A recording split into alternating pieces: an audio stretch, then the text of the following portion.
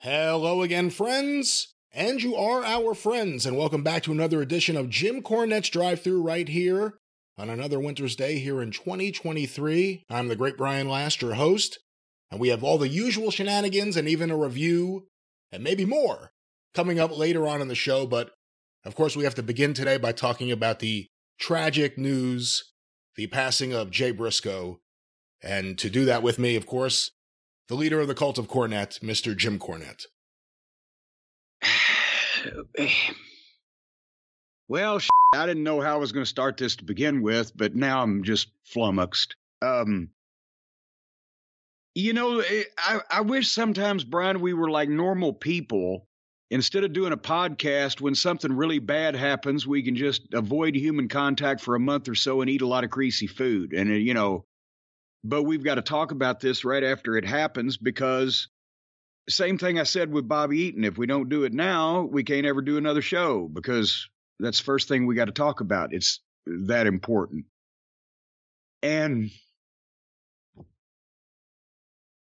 a lot of times when shit like this happens, even if you really like or love the person or have known them however long, it's wrestling, folks. Let's face it, unless it's old age or, cancer or some kind of unpreventable illness. In many cases, when you talk about something like this,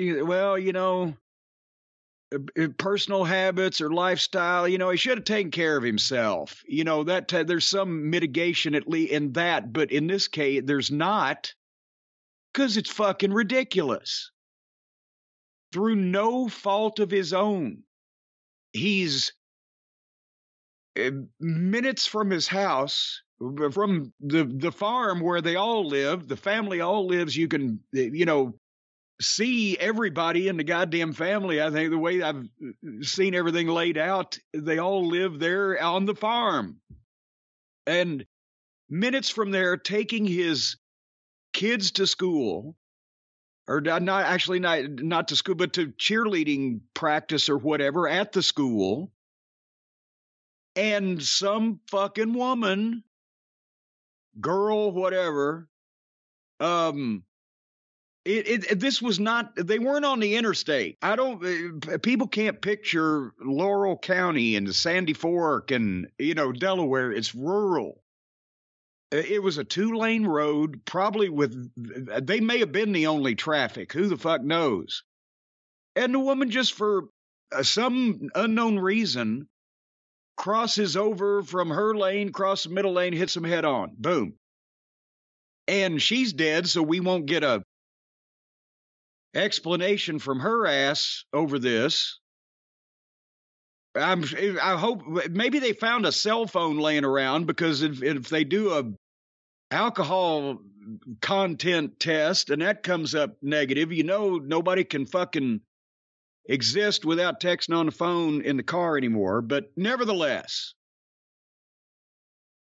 so both of his daughters are still in the hospital. And I mean, it's not like people are, you can't just be constantly hounding this family. Well, how are the daughters? So the last I heard was what they had posted. It was a day ago that one was in surgery, a back surgery, which doesn't sound good. And the other one was stable, but still in, critical condition or whatever.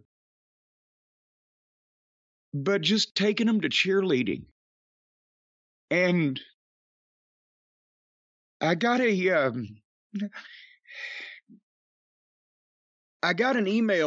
I got a number of emails, not only personal, but also to my website. But this from, I don't know this guy named Scott, but he's a listener, and he's from Laurel County or Sussex County, Laurel, Delaware. I said Laurel County a few minutes ago. Whatever the case. Scott from up there in Sussex County. He wrote, I can truly say that our little community has never been so heartbroken than to hear the news of Jay's passing. Schools and businesses are closed. They closed the school district for the day in honor of them because of what Jay and his family meant up there. But schools and businesses are closed. Social media is exclusively an outpouring of love for Jamin Pugh and his family. Jay was a frequent sighting out and around Sussex County, Delaware. I've never met a more friendly and down-to-earth human being in my entire life. It didn't matter who you were, what color your skin was, or your sexual preference. Jay was a friendly face to all. I was proud to call him friend and look to him as an example of what a father should be. I can only hope to be half the father that Jay was to his children. He was an A-plus father up until the very end, as he was killed taking his little girls to cheerleading practice. Our community will never be the same after this horrible tragedy, but he will never be forgotten around these parts. Jay Briscoe was a legend, and his memory will live on forever. This guy meant so much to the people up there that knew him, not even because he was a wrestler. They knew him. It's a small town, a small area up there. We used to make, jokes about Sandy Fork, Delaware on Ring of Honor television and the number one sons of Sandy Fork. But it's true. It's Delaware sounds like it's in the Northeast and et cetera. And there are obviously big city elements, Wilmington, but this is as rural as you can get. And Jay, he was, I didn't even realize to the extent he was involved till I read some of the articles. And God, Mike Johnson, again, on pwinsider.com, did a great piece that you need to look up. But Jay was coaching to his kids, his son, who wasn't in the accident, thank goodness, but was coaching his kids' sports teams and helped out at the school there. And not only that, but it wasn't a rib. When we talked all those times on Ring of Honor television, going back to when I was there 10, 12 years, 13, 14 years ago, whatever it was, of the Briscoe family, they had that RV, that giant RV that they would drive to the Manhattan Center for the big matches in New York because their mother and their father and the sister, their cousins, kids, they always had their family around them. And they would turn down plane tickets to be able to, drive and bring the family that had Papa Briscoe, their dad. I love that fucking guy. Had supported them from the time he helped teach them how to themselves, how to wrestle at first in the backyard before they ever got any training. And that's something that we knock self-trained wrestlers because of the wide variety of self-trained wrestlers that you can tell.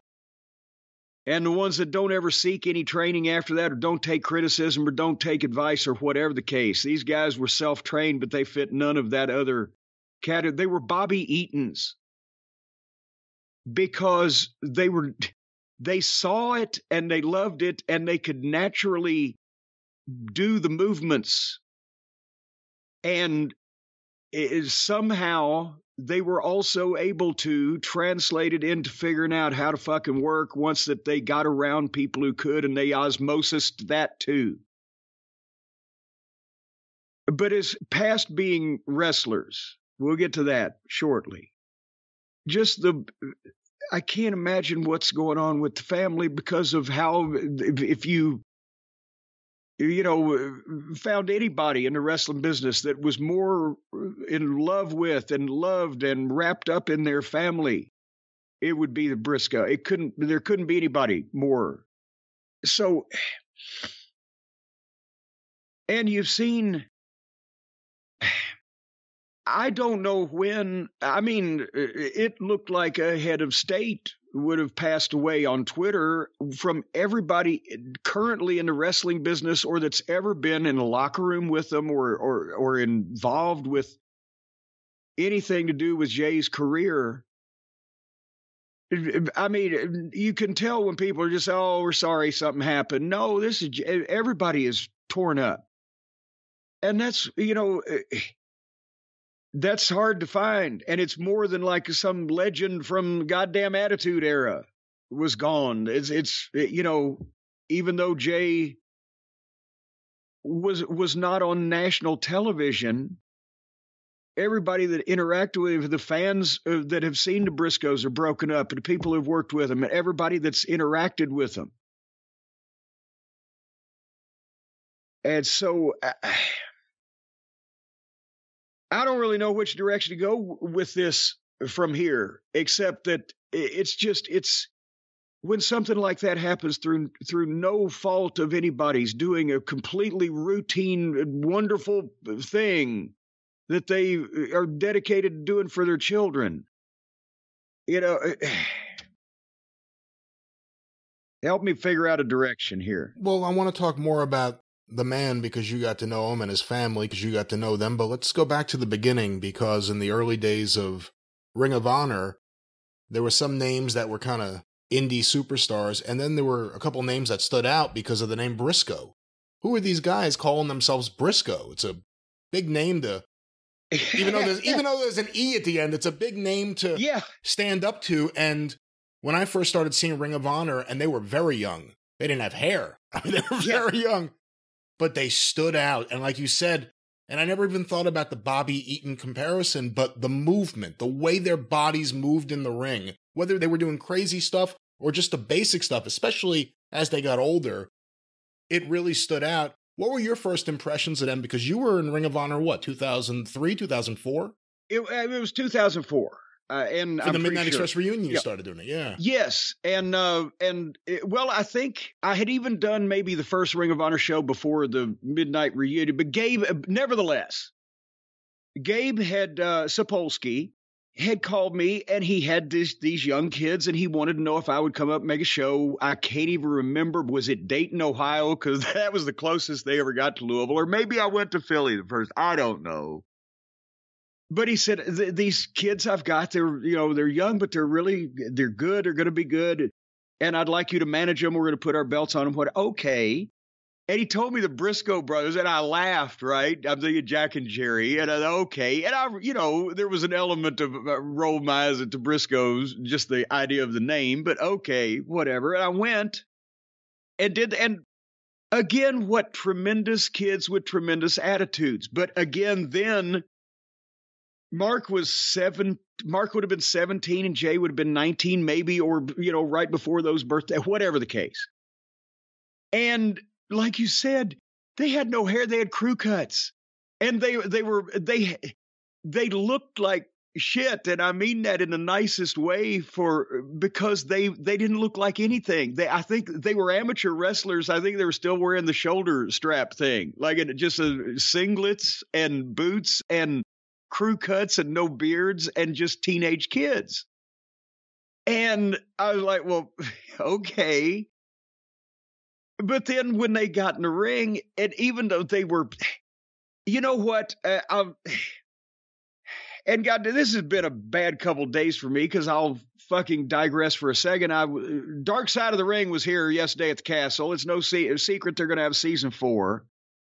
And I was talking about other people that I've known or worked with in the past that are gone. So it's been a great time for that. But another subject was Terry Gordy, that I made some comments on as in relation to something that they're doing.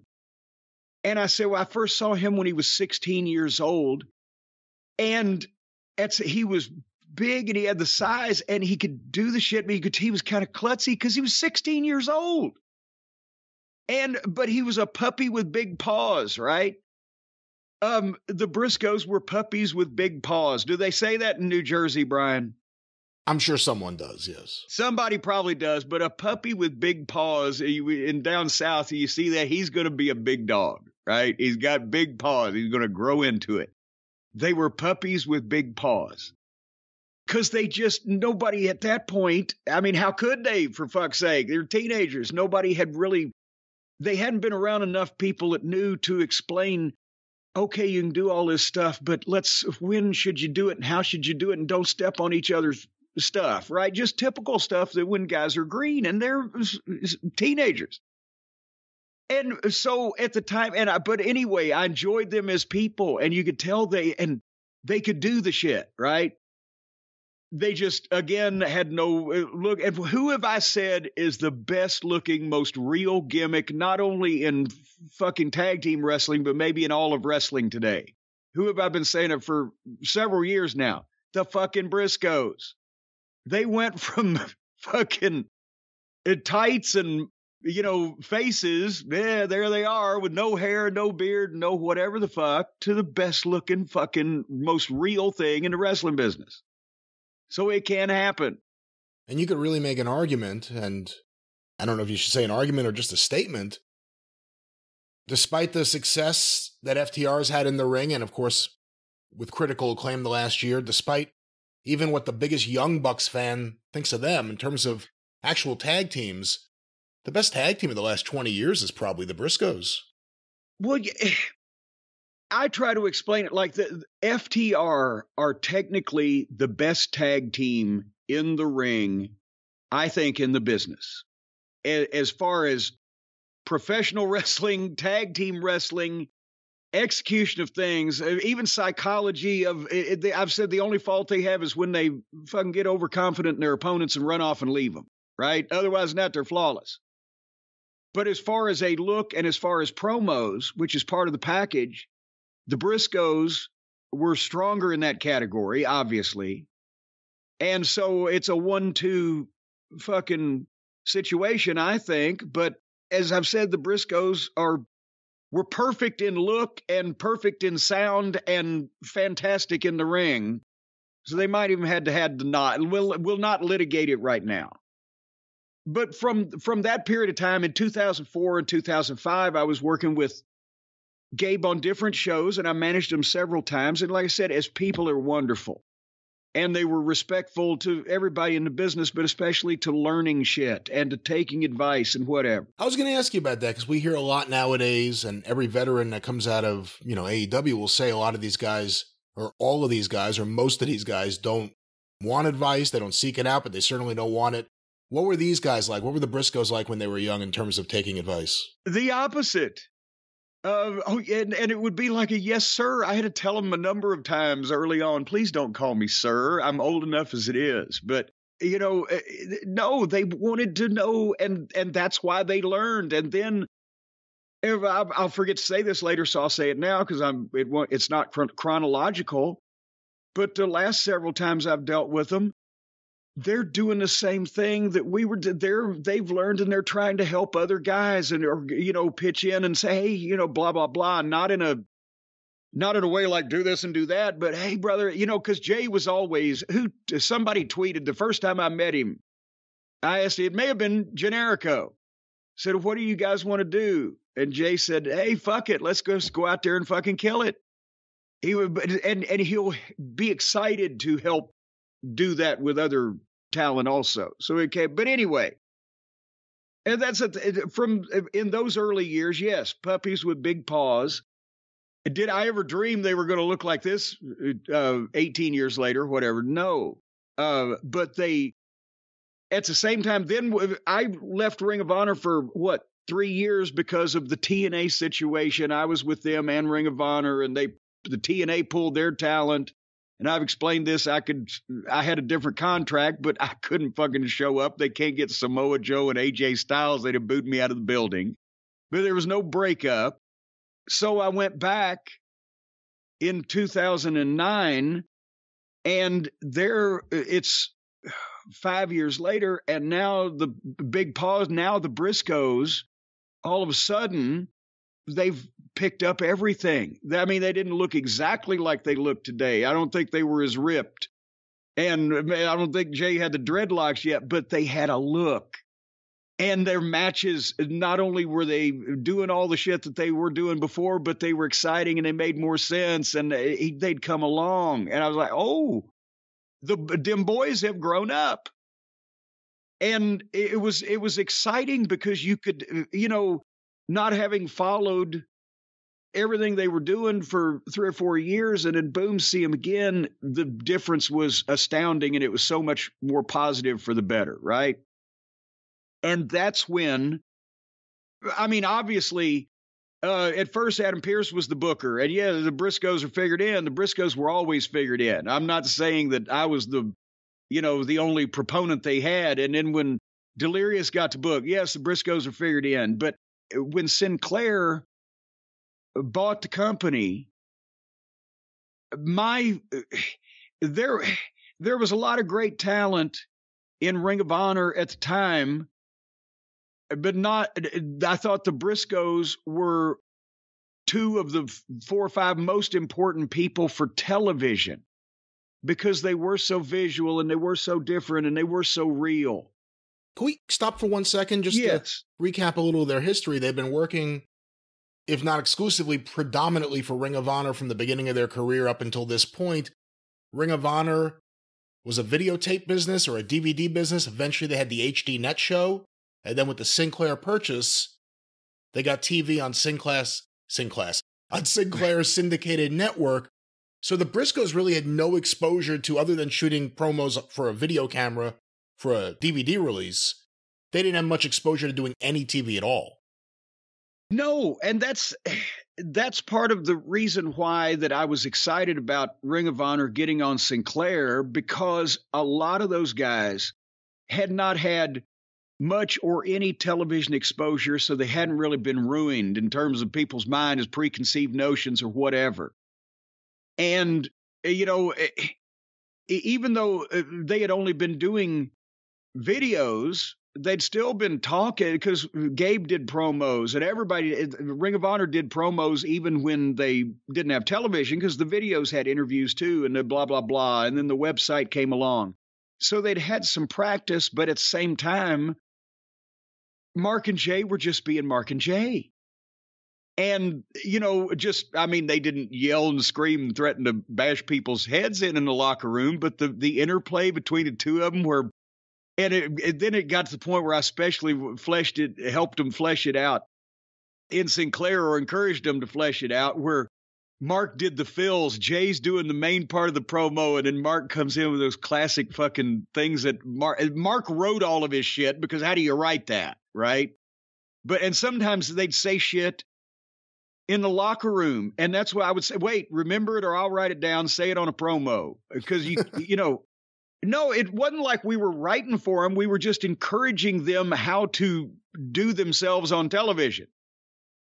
And so that was the thing. And from the start with, obviously with Sinclair, the Briscoes were, as I said, were always figured in.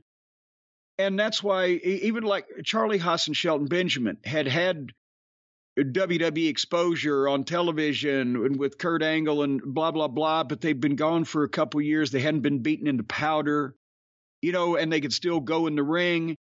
So I've got them involved specifically so they could work with the Briscoes, and we managed to get a multiple dynamic out of it, because at first people were thrilled to see Haas and Benjamin because they were names. And then when they started fucking with the, people that they liked from Ring of Honor, then they kind of were heels. And then we had the Briscoes for a while turn heel, because they said, fuck it, we got screwed, and they would do this. We got screwed, so we're going to fuck everybody up. The Kings of Wrestling were in the mix too. You had a great tag team division there. And there again is even before Sinclair, because we lost Hero and Claudio right when we were getting Sinclair television.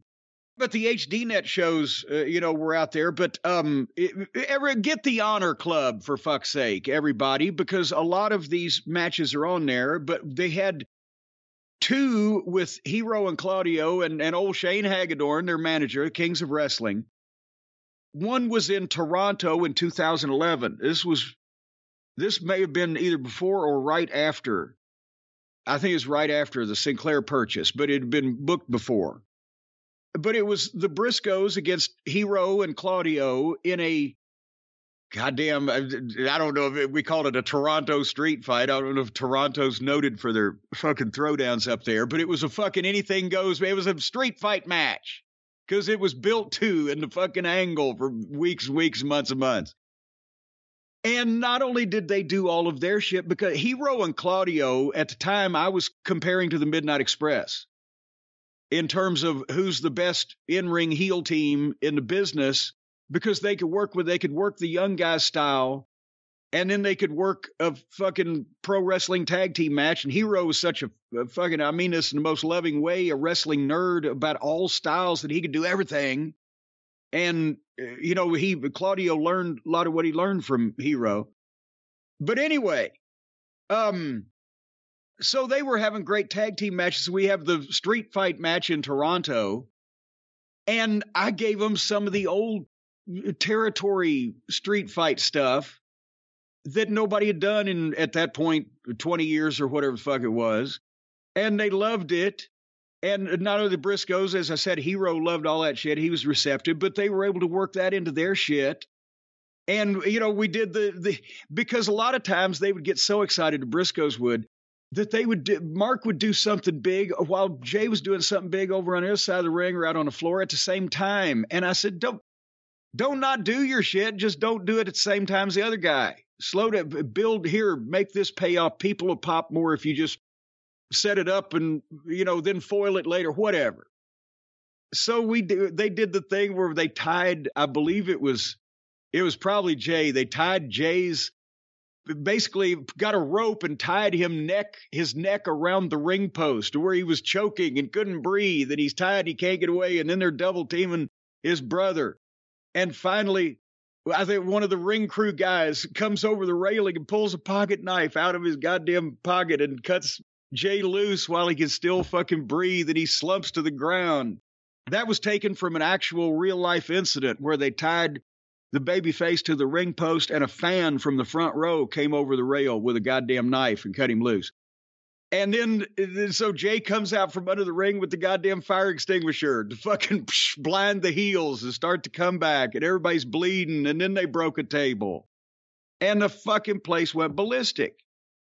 I loved that match because it was Ring of Honor, and it was a Toronto crowd, and Ted Reeve Arena held, 1,200? We sold that one out, believe it or not, folks. And they loved that shit, and it was part modern wrestling chaos and part, old school psychology that these guys got. And then the other one, were you there for Papa Briscoe's 6-man in the Manhattan Center? I don't think so. Every single Ring of Honor show you ever asked me to come to, they were on the show. I thought about that the other day. Every single one of those shows, obviously. Oh, yeah. But I don't know if I saw that. I may have. I was going to ask you, whose idea was it? When did he first start getting involved in, obviously they weren't doing TV before that, but whose idea was it to get him involved in that stuff? Because he was great. You know me. And I thought, well, goddamn, because these guys wanted to make wrestling as emotional and meaningful as possible. Like I said, Hero and Claudio and the Briscoes. And the Briscoes were known by the Ring of Honor fans and by everybody who knew them as being so involved with their family. And it was not uncommon for their family to be around. So on the HDNet show, and goddamn, I hope that, I'm pretty sure it was, I don't want to lie, but I'm pretty sure that it was either going to air on or we were shooting it on or something. It was around the time of Father's Day. Okay. Because this was probably the insemination of the idea. And well, Papa Briscoe, the Briscoe's father, who, by the way, is, if you haven't seen him, is twice as jacked up. At the time he was I guess still, but he was 30 or 40 pounds bigger than either Mark or Jay. He looks like Bullet Bob Armstrong if he came from Delaware. Big arms and a fucking gray hair, and he can cut a promo because he's a wrestling fan too. And he's got a voice. Anybody saw the fight at the chicken farm between Mark and Jay?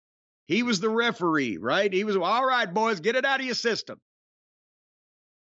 So anyway, there is fucking Papa Briscoe at ringside, Father's Day, whatever the case may be.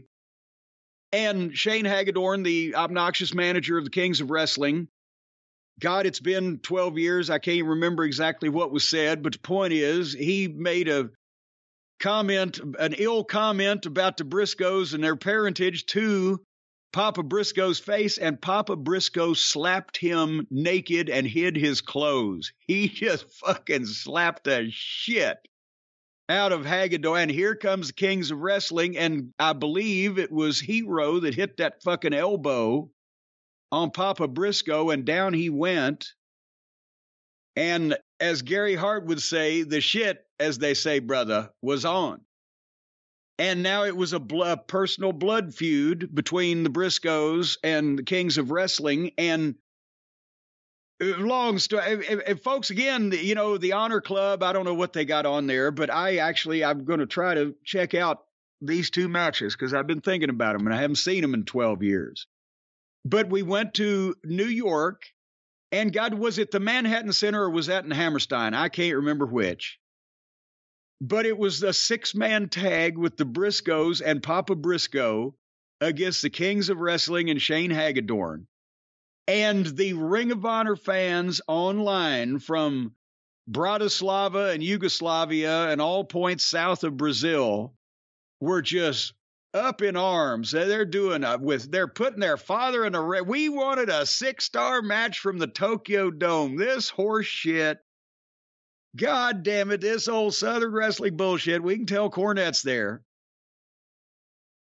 And when we came to the night of the match, which, by the way, whichever venue it was in the Manhattan Center was full. Every seat was full. And those people in New York, the hardest audience, supposedly for smart fans, they came unglued by the time they got to the finish of that fucking thing because and first they did not give a shit for Papa Briscoe, even when he walked out and they saw what he looked like, that he had come ready for bear. But by the time that he hit the fucking Road Warrior Hawk clothesline off the top rope onto one of those bastards that had to take his stiff shit, the place was coming unglued for Papa Briscoe. He put the work in. They worked out a match, and Papa did his shit, and the people loved it, and the Briscoes triumphed. And that was another one of my favorite matches because it was real. It was lit. This is what the guy helped teach his sons how to wrestle in their backyard of their farm, and now they're in a feature match on a sold-out Ring of Honor show, and we had to make Papa Briscoe take a payoff. And we gave it, and by the statute of limitations run out, I got money and we gave it to him in cash under the fucking table as a thank you, and he tried to give it back to us. And he said, oh, no. I said, what the fuck? And they brought the whole family up in the RV. And you've never seen grins on anybody's faces like that. I love, now that I think about it, that, I mean, it wasn't like we were bringing Papa Briscoe in to be a goddamn recurring, contender for the title. But that they got to team with their father in fucking New York from Sellout in the Manhattan Center or wherever it was, whichever room. Final Battle 2010, Manhattan Center. There you go. That was, that was probably one of the greatest nights of their life, and I was just liking it because it was great old-fashioned wrestling. But those are two of my favorite matches that they had. But anyway. And then, what was it? Obviously, I was gone when Jay won the world title. And I was all in favor of that because he was a fantastic single also, but my fondness for tag team wrestling, I just always preferred the brothers together because they were, again, can you say Jay was the best in the world as a single? In a lot of ways, maybe yes, especially when he was the champion there, but they were definitely the best tag team, at that time. And now with FTR, as we said, 1 and 2, depending on your preference. So, and that's, as a matter of fact, they did a thing with Sinclair, Mark Davis, the guy who was the head of production for Ring of Honor. And, well, not only the early days when he was the production for Ring of Honor, but then when they actually hired people and got a department, he was the head of that too.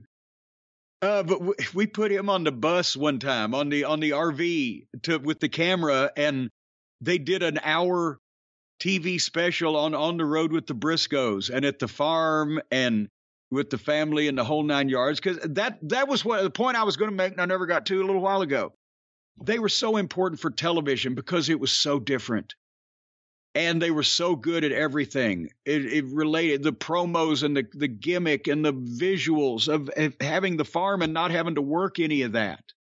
And just the things that on the bus with the family, whatever, that they were always, as far as I was concerned, going to be figured into whatever we did on television with Sinclair, you know, because that was kind of the epitome of Ring of Honor was supposed to be, where the young, you know, wild ass personalities and or badass wrestlers or fighters that don't do the phony showbiz stuff want to go. And they were perfect for that. But at the same time, and you know what? It was, God damn it, I can't remember now whether it was under Kerry's administration or under Sinclair's administration. But despite how much we loved them and wanted to depend on them in the whole 9 yards, the time where they were going to get a look by the WWE and Jay sent the tweet. And at that time, we had heard from them, obviously, that they had an opportunity. And it wasn't like that they were dangling already a giant contract in front of them. But as I recall, the way it was relayed to me, they were going to bring them to Florida for a week and give them a tryout. The WWE I'm talking about. And I said, well, that doesn't sound like a fucking brass band welcome with open arms, but to the credit of whoever administration it was, I think it may have still been Kerry, but it might have been Sinclair, but we were going to, no, it was probably still Kerry. But we were going to let them out of whatever we had with them if they had an opportunity, because everybody wanted Mark and Jay to have the biggest contract or the most success or whatever that they could have. And because obviously, and I'll admit it in a guilty fashion, when I heard that the tweet had caused them to rescind the invitation, I was kind of relieved, because I didn't think that the WWE, and history has probably borne me out on this, I didn't think the WWE would let the Briscoes be the Briscoes, and with the Briscoes not being the Briscoes, I was afraid it would all be for naught, and they would have ended up happier staying in Ring of Honor. But I did remark to Delirious at the time, I believe, that it was the first $1 million tweet ever sent in history, because you couldn't. Well, I don't know, because then there was also the comment from the WWE one time, I can't remember which one of the brain trust it was, that the Briscoes were not cosmetically pleasing, which was the exact reason why they should be on fucking television. Because as we mentioned with the Young Rock trying to recreate the superstars of the past, nobody looks like that. And they had a look, not everybody's look. So can we talk about the tweet for a second, just because so much of everything after that point, at least in terms of wrestling, it kind of goes back to you know what? Hold on. Hold a thought on the tweet, because I got one more story to tell, because then we'll talk about the tweet, because I'm going to probably get cranky about that. I went back after I was gone. That made a lot of fucking sense.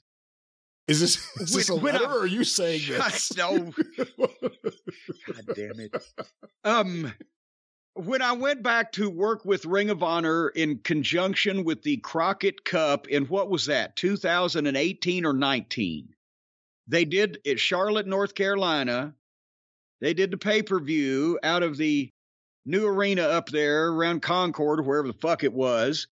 And in the first round, it was the Briscoes versus the Rock and Roll Express. And I was doing commentary on the show, but they also asked me to produce that match, which I was happy to. And so I'd left at the end of 2012, and there's 7 years later, I come back, and there's the Briscoes again. Well, and of course, big smile and big grins. But now, as much of a difference as I'd seen, from 2005 to 2012, now there's multiple times more. Now they've got the whole gimmick is blossoming out, and Jay's ripped, and both of them, Jay had some serious knee injuries, and I think Mark has had a few things, but I don't know how they were able to stay in the shape they were in, but they did that shit, and it looked like it would kill you, but they could do it. And anyway, they had the whole package together, and they were really they looked like ass kickers. And now they're working with the Rock and Roll Express. And to be honest, I mean, they loved it because they looked at it like if a baseball player of today got a chance to play against or with Mickey Mantle, they'd just be thrilled, even if Mickey couldn't hit the ball as far, right? You know what I'm saying? Well, in this case, I thought, well, it's the Ring of Honor fans. I don't want them to be too hard on Ricky and Robert, but they were there in large part because they needed to sell tickets in Charlotte, and Ricky and Robert were a primary reason why they sold any live event tickets in Charlotte. But I didn't want the people to think, oh, goddamn, now, because there's the Briscoes, right? And there's Ricky and Robert at that age, in this day and age. So I didn't want them to have to go too long. I left it up to Jay and Mark at first, and I was like, maybe we can do, something short where you jump and a blah, blah, blah, and then they get some hope. No. We can do it. We all four of us, we want to have this match. And they were all fired up to have a fucking match, and they did, and the people live loved it. And it actually got quite good reviews, even from the more harsher critics on the internet. But now Jay and Mark are obviously not leading the Rock and Roll Express, but they had learned enough and they had come along enough that they knew how to feed those guys and make it easier for them to be the rock and roll they used to be in front of the town they were the most popular in. And that, again, just professional all the way. So that's, I guess, almost 4 years ago, whatever is the last time that I got to see him or work with him. But it was just amazing, the transformation through the years that you could see when you bopped in at different points in their career. And again, with Jay 38 and Mark, 36. And if they hadn't, broken their bodies down to where they still look that good and can do that shit at this point, they had years more left. But isn't that amazing? They were there at the very beginning of Ring of Honor. When you think about that early class of Ring of Honor stars, Danielson, Samoa Joe, Punk, AJ Styles, whoever you think about, they're all either in their early 40s or getting up there. They're still in their 30s. Jay Briscoe was not even 40 yet. I mean, what an incredible career for someone not even 40. Well, and and we'll talk about this tweet in a second, but I don't want to act like they never went anywhere but fucking Ring of Honor. They've been to Japan, and they've worked a number of independents, but a lot of the reason, and especially during the Sinclair era, and they eventually worked up to where for the few years that Sinclair was willing to spend some money, I believe they were doing all right. But at some points, they liked the Ring of Honor contract because they had a landscaping business and they worked on the legitimate family chicken farm. And sometimes they didn't want to go to Japan, or they turned down maybe some opportunities to do other things because they didn't want to be away from the family that long for that. And they liked working for Ring of Honor with their friends and also being based out of home and having a lot of time at home for their other businesses and their family. They weren't concerned necessarily. I mean, I'm sure it would be lovely, but they weren't in all cases more concerned about where's the money rather than where's my family fit in, and how can I contribute here the best. And they knew that they were important to Ring of Honor like Ring of Honor was important to them. And on that topic, you brought up Mickey Mantle before, and it's not a perfect comparison, but if you look at Ring of Honor history, the early days with Gabe and Feinstein, the Carrie Silken era, into the Sinclair era, into Tony Khan, they're the glue. And Mickey Mantle did something that's one of the most romanticized things to do in baseball, because it rarely happens anymore, especially. He wore one uniform his whole career. Just the Yankee uniform. It's painful sometimes to see Babe Ruth in his last days as a player wearing a Boston Braves uniform. And in a sense, like you brought up, it's a shame they didn't get that WWE opportunity. But on the other hand, it's not like their work in Ring of Honor wasn't great. And we did get an incredible body of work that's consistent. From beginning to end, there's a story there with Ring of Honor and the Briscoes. Like I said, they're the glue of Ring of Honor.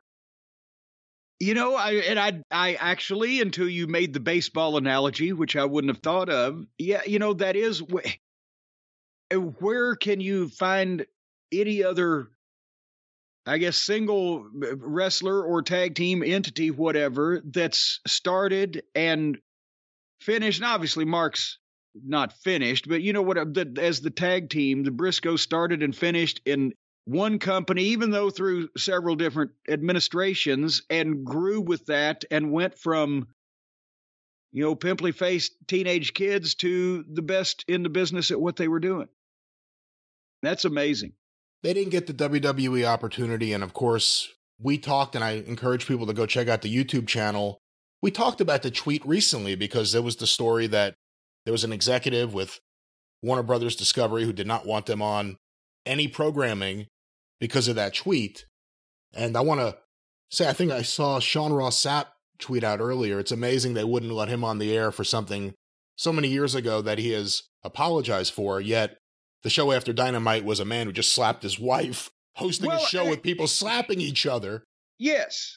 And did you see also that it's being stated that they taped after Dynamite which is last night, this is the Thursday morning as we record this.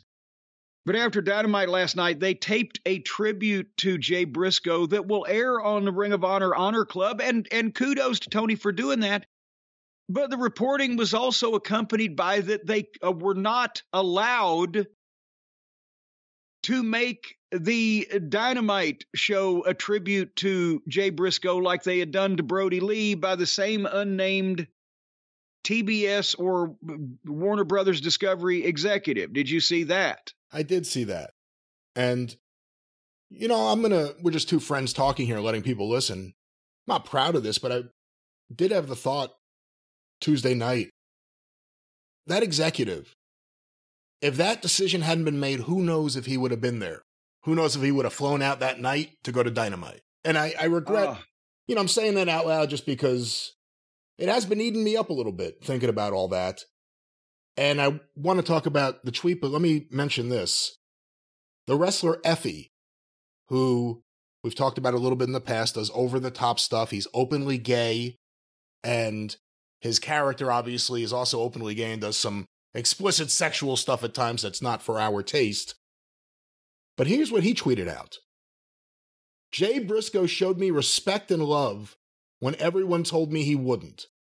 If you knew Jay, you knew he would uplift everyone in that locker room regardless of whatever world they came to wrestling from. The best. Rest easy, brother. And I think it's important to anyone still holding on to anything from that tweet. It was regrettable, it was ignorant, and there's no signs of anything after that point that shows that this was a hateful guy.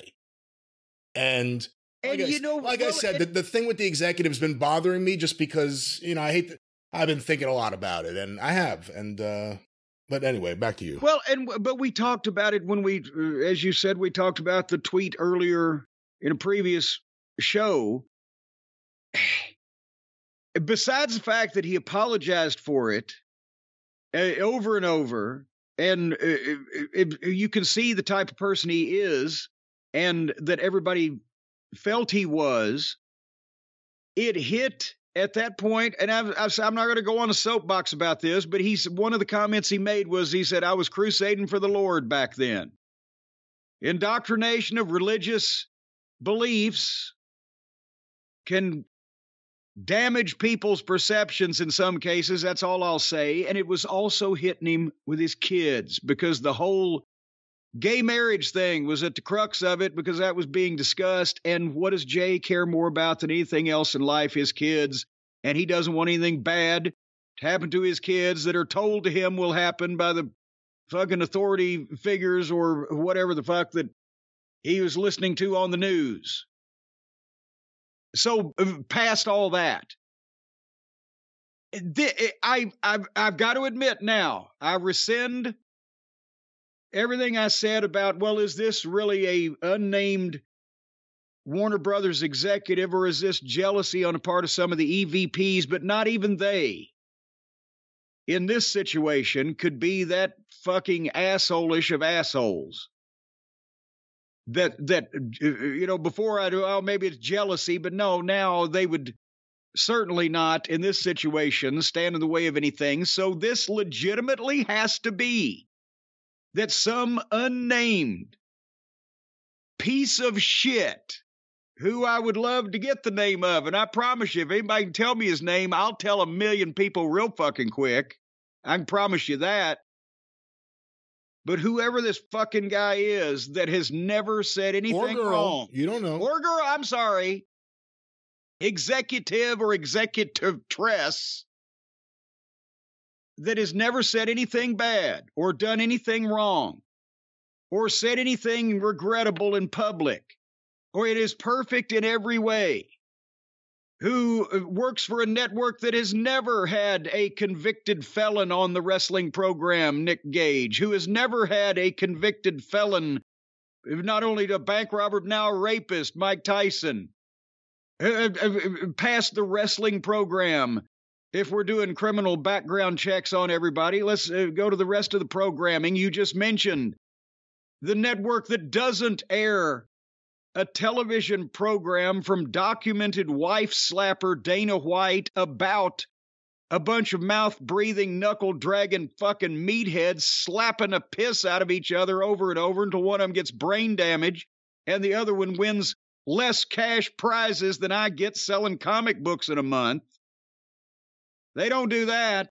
I don't even watch any of the rest of these goddamn shitty programs that TBS and TNT broadcast these days, or I'm sure I could find some things wrong with people on them too. So how fucking cretinous of a goddamn inhuman piece of shit, slime from the puddle of ooze of the fucking pits of hell do you have to be, unnamed woman or man, that would not even let them show highlights and tributes to a guy who got killed taking his kids to cheerleading practice because of a mean fucking tweet? Fuck you. I'd goddamn double dog dare somebody in the sound of my voice or the fucking reach of this show to find out that name, and I promise you, I will broadcast it to the goddamn world along with any contact info that I can find out, and I would love the motherfucker to sue me. But in the meantime, why don't everybody write TBS and TNT and go, hey, fuck you? What kind of fucking pricks you employing over there, now that I think about it? But anyway, yeah, that's apparently now I can absolve the Young Bucks of any jealousy responsibility for this. It apparently really is some piece of shit that ought to be drug across goddamn razor blades and dipped in a vat of alcohol. But let's get back to this. You know, the last year, everyone's been raving about FTR, and rightly so.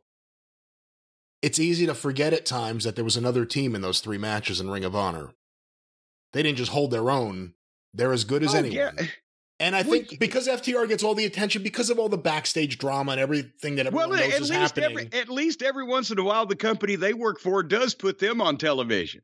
So they get a little more attention. But yes, I mean, it's not even close that their best matches, both teams' best matches, were with each other. But yes, FTR couldn't do that with anybody else, because if they could, they'd have done it with somebody else. And they've had different kinds of matches, but not that.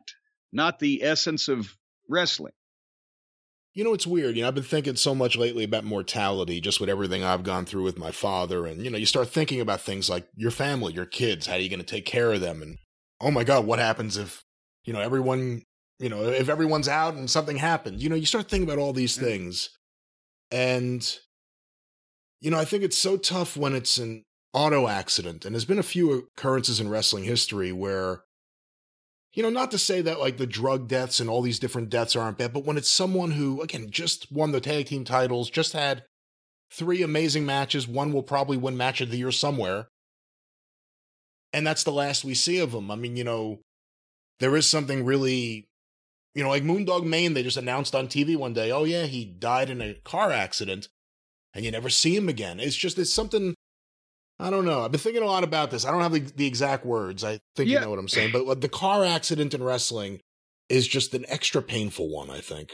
Well, see, honestly, that used to be before steroids became a thing. That used to be the expected manner of death that wasn't old age for a wrestler.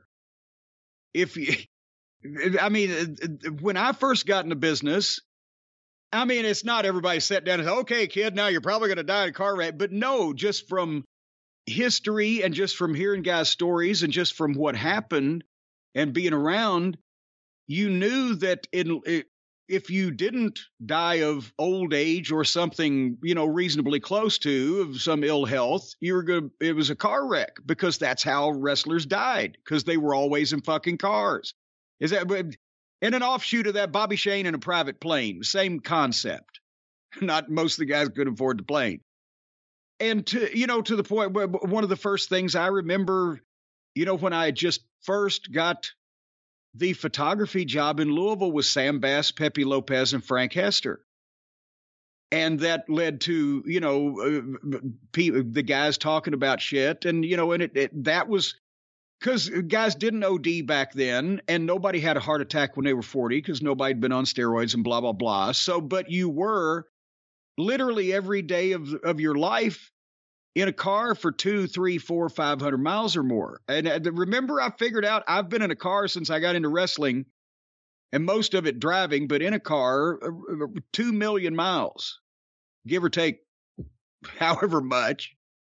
And something's bound to happen, which is why I completely do not miss any of it and don't even drive across town anymore, because you never know about these fucking morons. But that used to be the thing that would happen unless, as I said, it was old age or nearabouts. But that's all changed because now not a lot of guys drive. And there's no territories, and everything's changed. And all the other things that they've done in the intervening years. Well, this is it's just a heartbreaking, just everything with, his kids, and just the whole thing is heartbreaking. And I really, I don't know if you saw this, another kick in the gut. The next day was Mark Briscoe's birthday. Oh, no. Yeah. I don't. Well, anyway, I don't. I'm sure I'll think of something else I should have said at some point. But what? How are you going to remember your time around the Briscoes? Well, it's not like I didn't like everybody else. I'm not trying to say that, but they were my favorites, I think. Just, the not only to have them working there, but also because they were always happy and, and always into something or whatever the fuck, and trying to help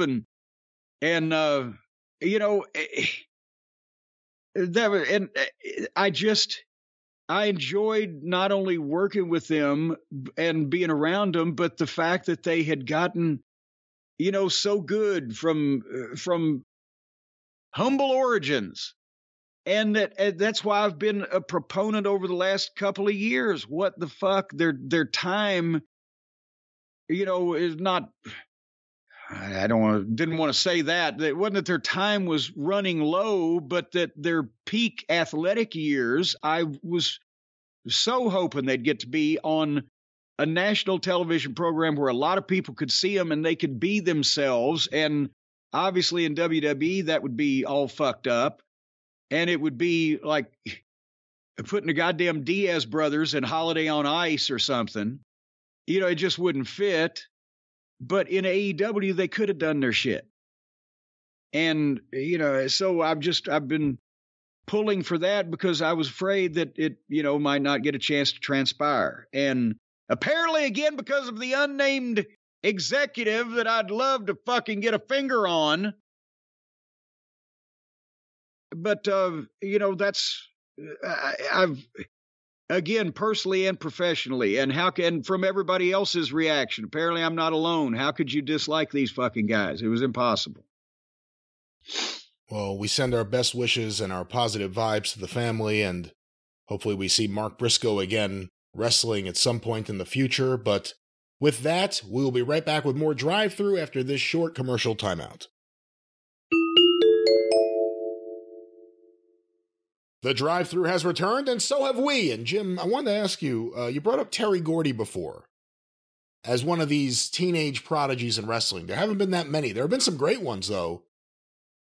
But young Terry Gordy, very few people, I mean, Jody Hamilton maybe, very few people have accomplished what he did before the age of 20, right? Wouldn't you say?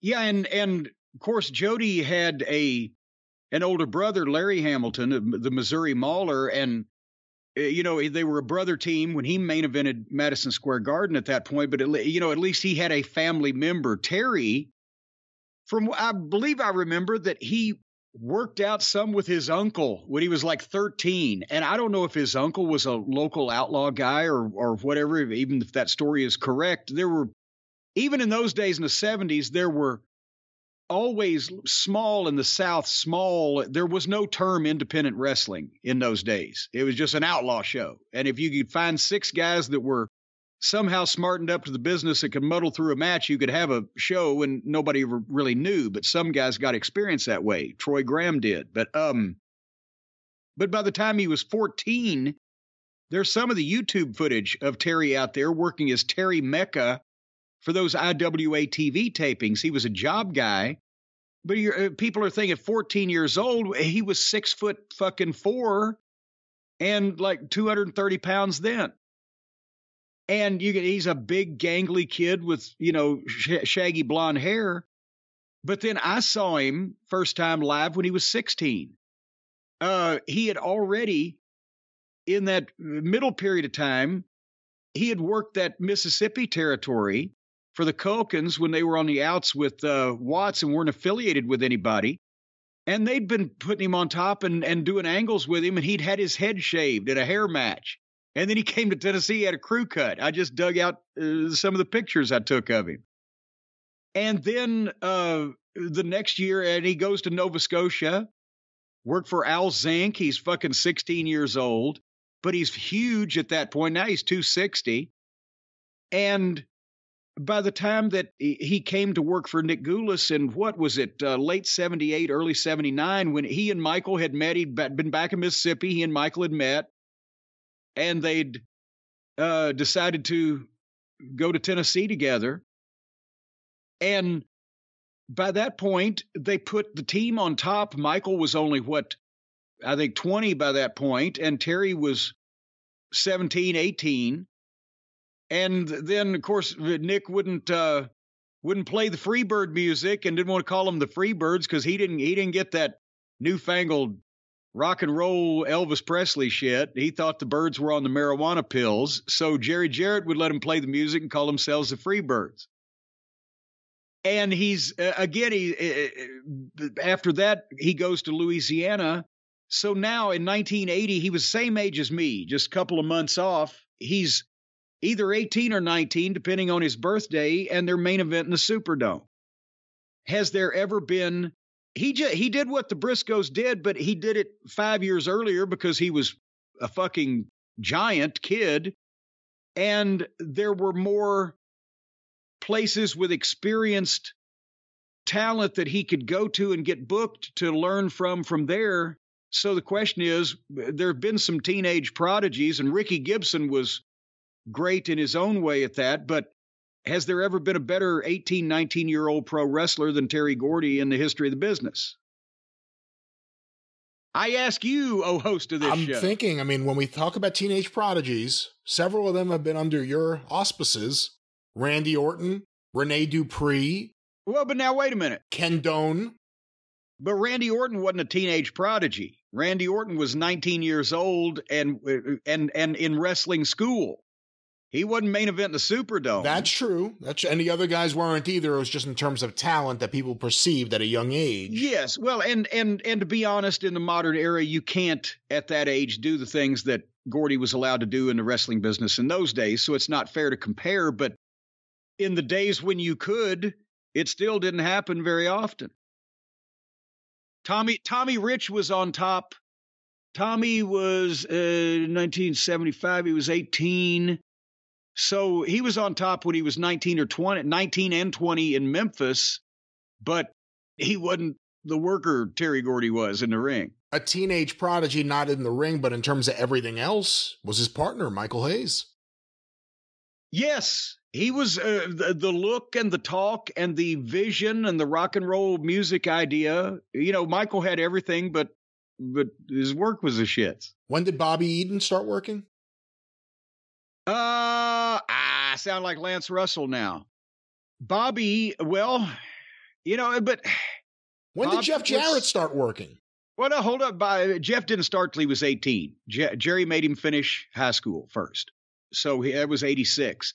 Bobby started when he was 15 doing jobs on TV, but he was on top for Nick by the time that he was 18. But it said Bobby didn't have the size, and to be honest, Bobby, I don't know that Bobby was ready just because he had stayed there for so long. He was ready psychologically, possibly, when he was 18 to main event the Superdome. But he was close behind.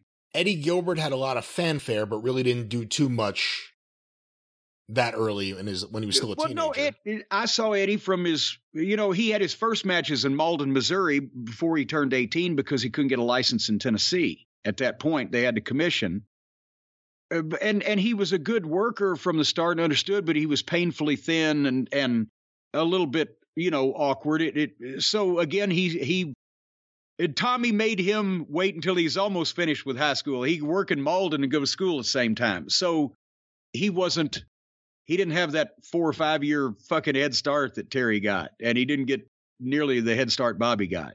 And also he didn't have the body and the size at first, but he had the mind and the promo that came. You know who probably doesn't get the credit he deserves as a teenage sensation because he did so much more? Mark Lewin. Good point there, because as a baby face, 18, 19 years old, he was being used in several places at that age. I just looked it up, and again, it's Wikipedia, but I'm just trying to do this quickly. Debuted in 53 at the age of 16.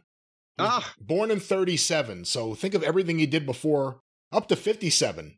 Well, and look at what he looked like when he was the Purple Haze in Florida when he was 50 years old. He goddamn looked like Batista. Jesus Christ. The Tonga Kid. Both of them? Well, I said it twice because I thought you kept going. I stopped you with the Tonga Kid. That was my move. I think he was 19 when he main evented against Piper, filling in for Snuka, who went to rehab. And he got over big at first, but then it faded quickly. Yeah. Anyone else you could think of? Teenage sensations. I'm trying. Ring the bell, Davey.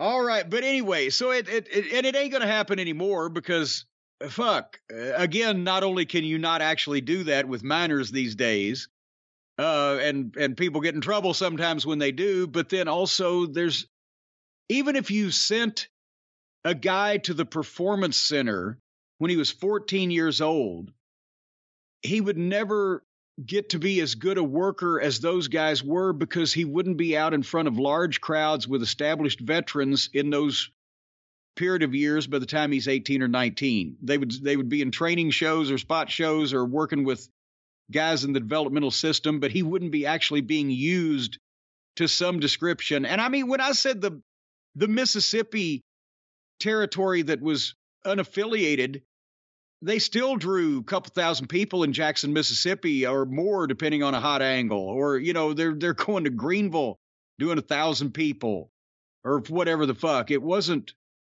that was small time wrestling back then. So it's all changed. I forgot one of the other teenage sensations. Okay. Lou Thez. Oh! How did I forget that? Well, and in all honesty, that was almost not only a different era, but a different business at that time. They basically, they took that kid in the gym and said, okay, he looks great and he's got a great story and he can fucking stretch most people. We're just going to fucking make him the champion. And you could do that back then, and it obviously worked. But anyway. Teddy Hart, teenage sensation. I think we've drawn a close to the subject. I'm not being serious. If you think about what people thought of him up to the age of 20, it's obviously very different now. Well, no, if we talked about what people thought of people rather than what was actually happening in the world, then we could come up with some more teenage sensations. That's a good show. Yeah, we could do a whole new show on that. Or just what people think. Or we could just go to sleep. Or possibly we could talk about Valentine's Day for just a moment. Because it's right around the corner, as you know. And I don't know if you're aware of this, Brian, but I am returning. Finally, Jim Cornette has returned to Cameo for the second annual St. Valentine's Day Massa Cameos. Or is this the third now? I've lost track. Second. Saturday, June 28th, noon Eastern Time. I will be putting on sale a limited number of cameos at Cameo, CAMEO.com, or just go to Jim Cornette, or just go to JimCornette.com and click on the Cameo button on the homepage. It will take you there automatically. And for your betrothed or your spouse or your sweetie or your enemy or people down the street, I will do a customized, personalized, homogenized, pasteurized, and sanitized, not sanitized, video message of your choosing. For those people, I'll give your sweetie a kissin' or a cussin'. I will say anything that is not illegal. And actually, now that I think about it, if there's ways that you can word these things to potentially avoid liability. So if you'd like me to threaten somebody with a thinly veiled threat, I guess we can figure out a way to make that work also. Nothing that would arouse the ire of the authorities or the federal investigators, but considering the way you get requests, you're going to get people saying now, say something illegal. Well, could I allude to something bad happening to a person without actually taking credit for it or fingering anyone in particular? But you love taking credit. Well, that's true. Nevertheless, if you want a video message from me, Saturday, January 28th at noon Eastern is the time to do it. Hop on JimCornette.com, click on the Cameo button. We're going to put up about 80 of these because that's all we can do that week. Hotchkiss Featherbottom with his busy schedule and my schedule that Brian Last gives me. So we're going to limit it to 80. So get in the first couple of hours from previous history and you will be most happy. And then after that, you can consider that your Valentine's Day gift to your loved one or hated one is all taken care of. And then, Brian, the thing to do from there would be to get a great night's sleep. What a wonderful idea. Let's start now. Well, you know what? I'll just lay down because I'm very close to, I'm in the proximity of the finest American-made mattress that you can purchase with your hard-earned dollars these days, ladies and gentlemen. Let me just call your attention to one of the many models. You can see it sitting right here next to me. Take a big look at it, a big gander at it right now. One of the many models, the 14 unique mattresses that our friends at Helix Sleep provide to the fine customers of said company. I mentioned they're made right here in America. That means when they come to you, there's no foreign material inside that can possibly cause disease or pestilence. It's the only germs that you're going to get from these mattresses are good old American-made germs. Now, some of them are still deadly, but at least you'll know you'll win out as a patriot. However, What you do is you go to helixsleep.com. That's HELIX, helixsleep.com. And you just take a quiz. It takes a couple minutes. That's all, because they want to find the perfect mattress for you. And once you indicate your various preferences, do you like soft, medium, or firm? Or rock hard, for that matter? Do you sleep on your side, your back, your stomach? Do you wake up with your orifices bleeding in the morning? Whatever you need to tell them, for them to match you to the perfect mattress that they make here in America, that they can provide to you for a low, low price. They got a 100-night risk-free trial. We've talked about it before. You are completely absolved of any responsibility whatsoever for this fine product. After 100 nights, if you don't like it, they'll come to your house, they'll drag it out in the front yard and set fire to it. They won't do that. No, they won't. They'll let the whole neighborhood know that you didn't like it. Nobody will know nothing, because nothing will be happening. There'll be no fire, and you have nothing to worry about. But enjoy that mattress. Let the fire department be on standby just in case. And if you don't want to take my word for everything I'm saying, folks, don't. Helix, you should take my word for 80% of the things that I've been saying, ladies and gentlemen, because Helix has been awarded the #1 mattress award by the awards people at GQ Magazine and also over at Wired. And they've since quit publishing. Somebody got electrocuted. It's recommended by multiple leading chiropodists and the doctors of sleep medicine at the International Association of Fecal Studies in Zurich, Switzerland. That's not here in the copy. And right now, folks, Helix is offering up to $200 off all mattress orders and 2 free pillows for our listeners only. Nobody else is allowed. If you didn't listen to the program, don't try to do this. Go to helixsleep.com/JCE, helixsleep.com/JCE, and you're going to get up to $200 off all the mattress orders and 2 free pillows and a fire extinguisher. Because when they set fire to that mattress, if you don't like it, you're going to need something to put it out with. They got 12,000 5-star reviews, not for the extinguisher, but for the mattresses. So, go right now and do that thing. And the kids' mattress. The wee little kids' mattress designed for children 3 to 12 years of age. Apparently, when you make love on this mattress, you have children 3 to 12 years of age. No, it's for kids you already have. That's I see right. a copy now. That's right. And it's a wee little thing, and it's been designed or been awarded Best Mattress winner.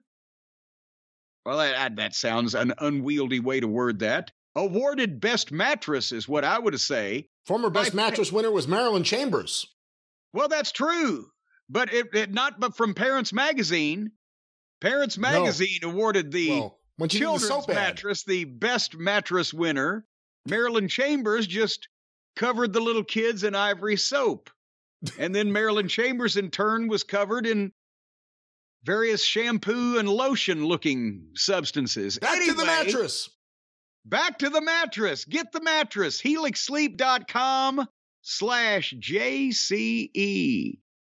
That's right. You make it sound so easy there at the end. /JCE, Helix Sleep. We're big fans of them here in the house. We have 2 mattresses, and of course the All Form by Helix Sleep couch is in the library, very popular. Do you have the kids sleeping on do you have them all strapped into that thing? Just put them all on one kid's mattress? Or do you have bunk mattresses? Well, we have no straps. We have no bed straps. Let's start with that. We have no straps for the bed. Oh, how do you keep them from getting up in the middle of the night? Were you strapped to the bed? My mother didn't want me wandering around. I might fall in the dark. I can't tell if you're being serious or not. I thought everybody did that, but not just when I was a little kid. By the time I was 14, 15, I could get up and wander around on my own. I still don't know if you're joking or not. I'm going to assume you're joking and you weren't strapped to the bed. Well, if it makes you feel better to think that, I guess I'll go along with it. Well, further questions about this at another time, but Helix Sleep for a good night's sleep. And Jim, several of the listeners who get great night's sleep have been sending in some quotes from... They often go to sleep listening to this program. Several listeners have sent in quotes from Jade Cargill. She was recently interviewed on the Bootleg Kev podcast. Let me play you a couple of these clips. And is this a highly rated program we're talking about here, or is he just looking around for things to be on. Bootleg. I'm not familiar with the show. It does not appear to be a wrestling show, so it's something outside of your wheelhouse here. But let's hear a little bit from Jade. We have 3 different quotes here I want to play and get your thoughts on. Jade Cargill talking about CM Punk. Hold on. Other promotions, right? There's the big promotion. I assume that's Bootleg Kev. Promotion, right? There's house shows throughout the week. Yep. That aren't on TV, so people can kind of like learn without it being like memed. With the same partner, yes. Right. Yeah, you usually on the house shows, you always are wrestling with the same person. Yeah. You guys, you know. That you're on TV with. So you're just kind of like really out here. Obviously, you're training when you're not on TV, but like all your high pressure situations, we're kind of going through it with you on TV, so. I mean, for example, the first time I used a chair, I remember CM Punk was like, you have to choke it up like this. And like, because they were like, oh, yeah, you're going to use a chair. I'm going to use a chair. I've never used a chair in my life. How do I use a chair? And no one gave me instructions other than him to show me how to use a chair. And I had to perform this on live TV. And we'll see him Punk's the GOAT. That's why. Yeah. So he's a great guy. Let me stop it there for a second, just because you've dealt so much just with training. What do you think of what she's saying here? They said you're going to use a chair and no one told her anything else about it. Well, this is wrong on so many levels. I don't even know where to... One, you've got... let's get the kayfabe world out of the way. You've got a supposed fucking champion. I can't remember what they call her belt. TBS champion. Talking about, I was going to use a chair, and I've never used a chair. I don't know how to use a chair. Oh, my God. But secondly, why the fuck are they letting this green klutz telling her just use a chair and don't fucking... Let's walk through this. Let's... Have you ever used a chair before? If I ever told anybody...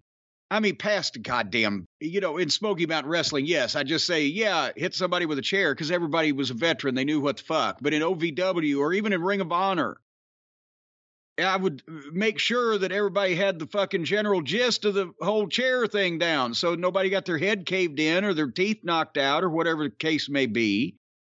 So it was up to CM Punk, who, among his many responsibilities, I haven't heard that he was, being utilized as an agent, but apparently he had to walk up and say, here, don't, that he had to tell her to choke up on it. Apparently she was going to grab the fucking ends of the goddamn thing, and that you can't control that.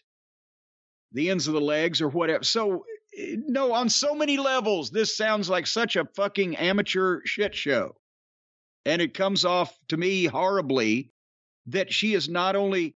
Somebody's going to say, well, Cornette, you exposed the business on here. Well, I'm not currently on their television program as one of their champions. And secondly, I don't sound like a complete clueless idiot. Just because we all follow wrestling and know that she's never wrestled anywhere else and doesn't know shit from apple butter doesn't mean that she needs to spill her guts on a podcast. It's not even help me, Brian. Well, again, I'm not going to kill her just because all of the wrestlers do this nowadays, and I'm not saying that's right, but it's just the reality of the situation. This is even more egregious because it's not even it was fake when I hit him over the head with a chair, but it's like I don't know how to hit with a chair. What am I doing with a chair? Well, let's get beyond your distaste for what she's saying. Why is she the champion? How did she get to be the champion when she doesn't know what the fuck she's doing? Well, let's go back to what she's saying, and let's go back to what she's saying also about CM Punk. All right.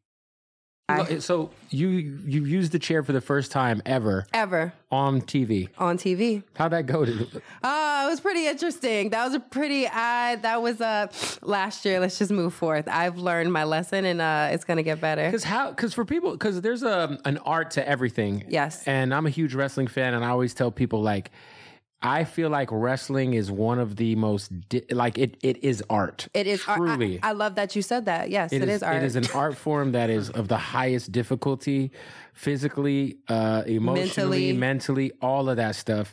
And there is an art to everything you guys do, including how to hit somebody with a fucking chair so you don't kill them. Yeah. So how do you do it? I can't tell you that. Wait, you're trying to get me caught up over here. But I will say that it is an art. You don't want to completely destroy your opponent where they can't come back next week and perform or something like that. But it's all an art. We're artists, and we're trying to paint a picture for a story of course, that our audience can follow and just respect. Now, that's the one modern thing that a lot of wrestlers say that drives you crazy, right? The whole idea that we're artists or that it's art, or what are your thoughts on that? Because she's not the only one saying this nowadays, and you know that. But I have in the past compared wrestling to a performance art, because in some way it is connected to what Andy Kaufman would do when he wouldn't break fucking character and wouldn't wink at people and wouldn't let them and made them uncomfortable.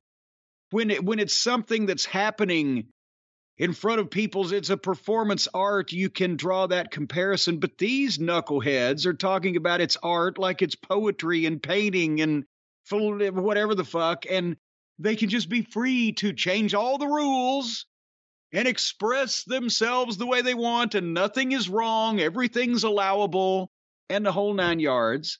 And it's just fucking ridiculous. So the art that Twinkle Toes and his ilk are expressing is not necessarily the performance art of something that at the root of it is supposed to be conflict. All right, well, let's get a couple more quotes from her. This is Jade Cargill talking about CM Punk. You said that you were hanging out with CM Punk quite a bit. Yes, at Comic-Con.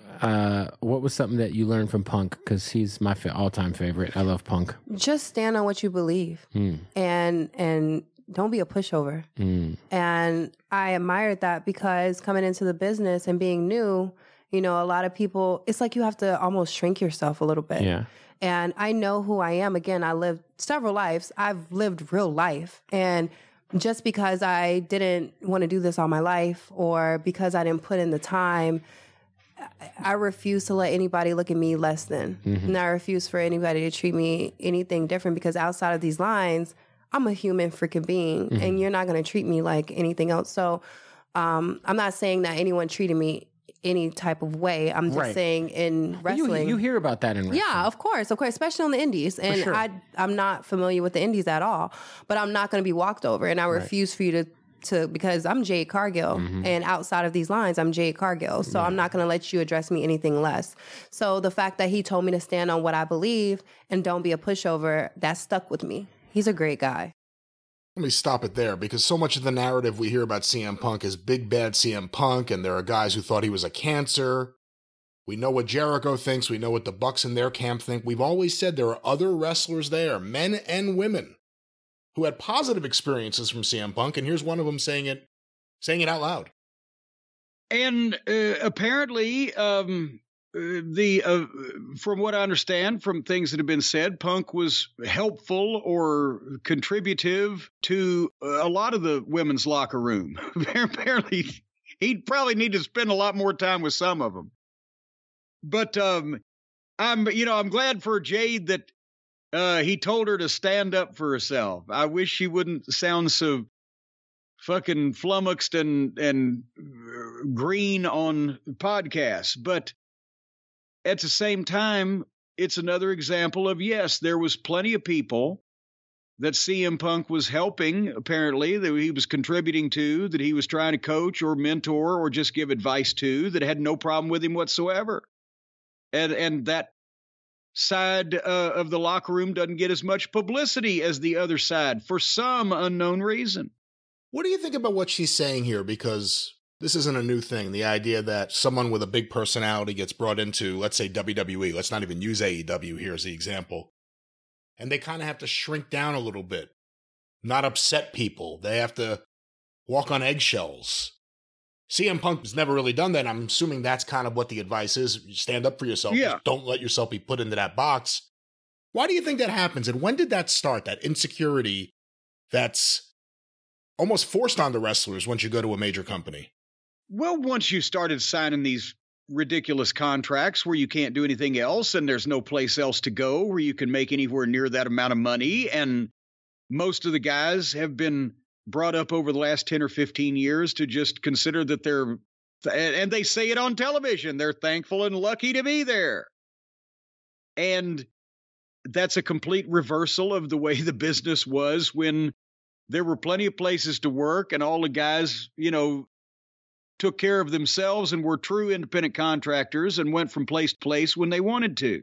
You can't do that anymore. So yeah, everybody's going, oh shit. I'm worried about this or that or the other thing because what's your fucking alternatives in a lot of cases? Now, having said that, you got to be careful who you give that advice to, because maybe I don't know what other lives Miss Cargill has lived. I never heard of her from Apple Butter until she showed up on AEW television, and she might not fit in this category, but some people of these modern times, getting into business, if you tell stand up for yourself, don't let people walk all over you, well, then some fucking jackoff that looks in the mirror and sees $1 million when everybody else is seeing something dirty, green, and wrinkled is going to try to stand up for himself and say the way it's going to be and this and that. And they're going to say, get the fuck out of here. So you got to also pick your spots in that and know when they really want you to be there, and they'll put up with any fucking tomfoolery from you. Well, let's get our final bit of audio here from Jade Cargill on the Bootleg Kev podcast talking about CM Punk. This is her talking about the all-out press scrum. Crazy was backstage the night that Punk did that press conference with Tony Khan sitting next to him, and shit hit the fan. And it was like, I was like, oh my God, this is amazing. I have no idea. So I wasn't there. Okay. I had already left the stadium. I wasn't even there. Right after my match, I left. I was like, all right, like I'm out, guys. And so I heard about it just like the rest of the world at the same time. Yeah. It was pretty shocking. But and again, I saw that look that Tony Khan gave him, like. Yeah. Yeah. But I mean, I don't know. From my opinion, Punk's a great guy. He's been nothing but nice to the women's locker room. Right. He talks to me, tells me his experience again at Comic-Con. You know, we got really close because he was my tag mate in the interviews, and I learned so much from him and so much knowledge in the industry. And again, he's, been in 2 different companies, and of course he can do whatever the hell he wants to do. So he doesn't need it. Right. He does it because he loves it. Yeah. And that to me speaks to me because I don't need it. I do it because I love it, and I appreciate people like that. Well, there it is, Jim. And let me just say, I'm starting to like her. I think she seems all right. She seems like she has a good head on her shoulders. Now, what is it that she's done that she does this because she likes it, not because she needs to? She transitioned to becoming a professional wrestler. No, but what I'm saying, we need to find out what line of work she was in previously. And that appears to be very profitable. We should possibly pursue that endeavor. I believe she was an athlete. Well, of some sort, basketball. I'm not exactly sure what she did. Right. Well, we'll check on that later on at the home office.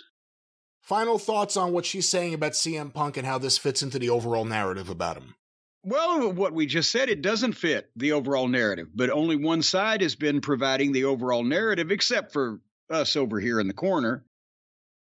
So it's been amplified a lot more by people who buy into that type of thing and buy into the type of people who spread that type of thing. So we just deal in facts here. Facts. Just the facts, ma'am. And there, Miss Cargill just gave us some facts. Speaking of which, Jim, we have a lot to go over. We have a Nick Khan interview, we have Raw, but we have breaking news. Uh-oh. The Wall Street Journal. WWE's Vince McMahon settles with ex-wrestling referee who accused him of rape. Boom! Multi-million-dollar settlement averts a public legal fight as executive chairman pursues possible WWE sale. Let's stop right there with the headline.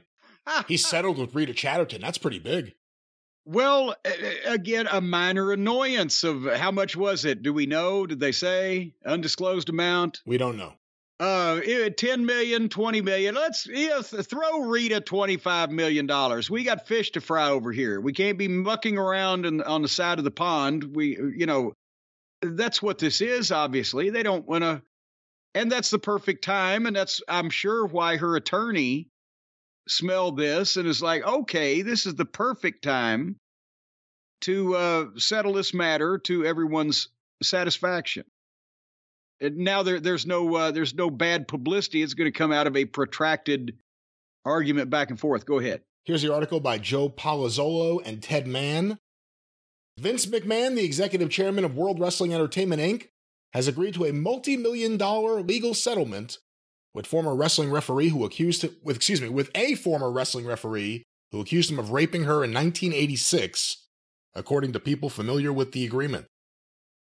Mr. McMahon's settlement with Rita Chatterton, completed last month, averts a public legal fight over her allegations as Mr. McMahon pursues possible sale of the company. They settled this last month. This was completed before his triumphant return to the 4th floor.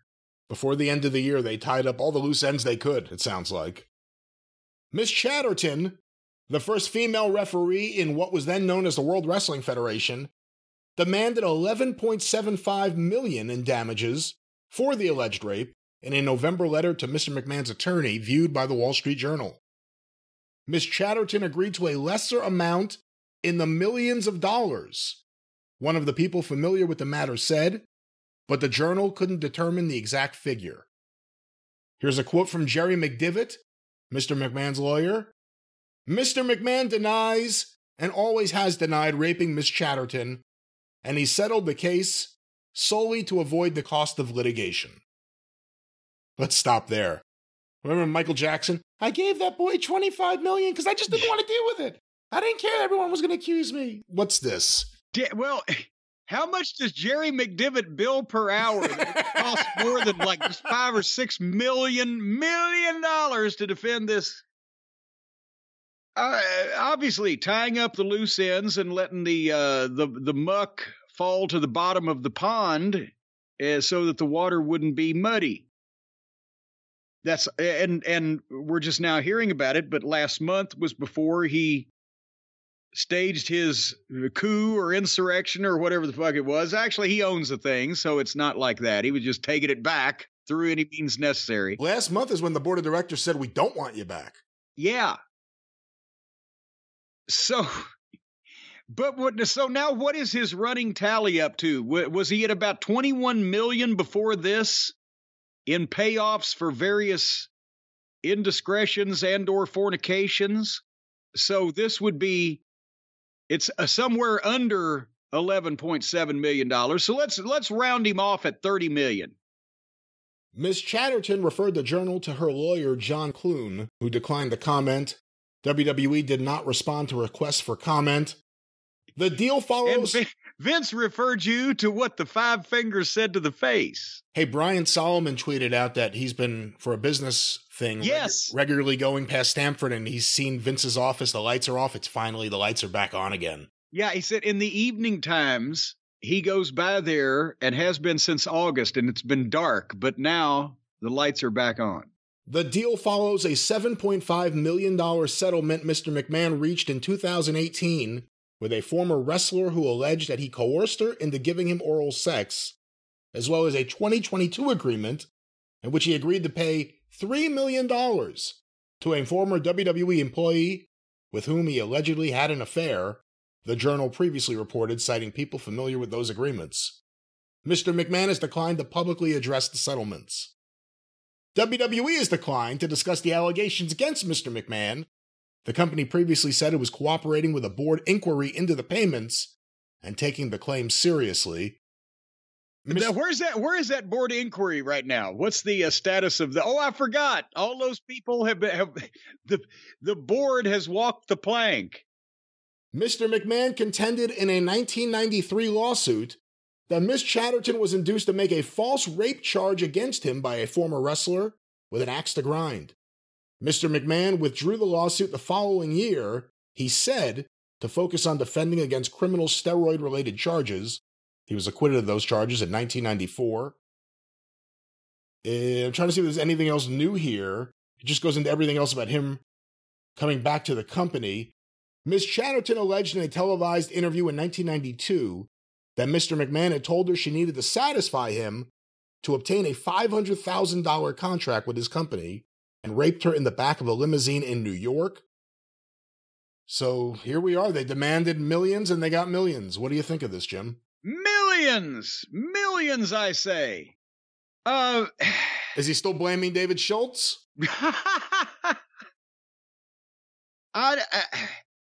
And you know, again, this actually does not make an admission of guilt because, again, with the amount of money that's on the line, that would be probably his decision anyway. I'd give her fucking $10 million to go away. This is fucking this up because we're talking billions of dollars.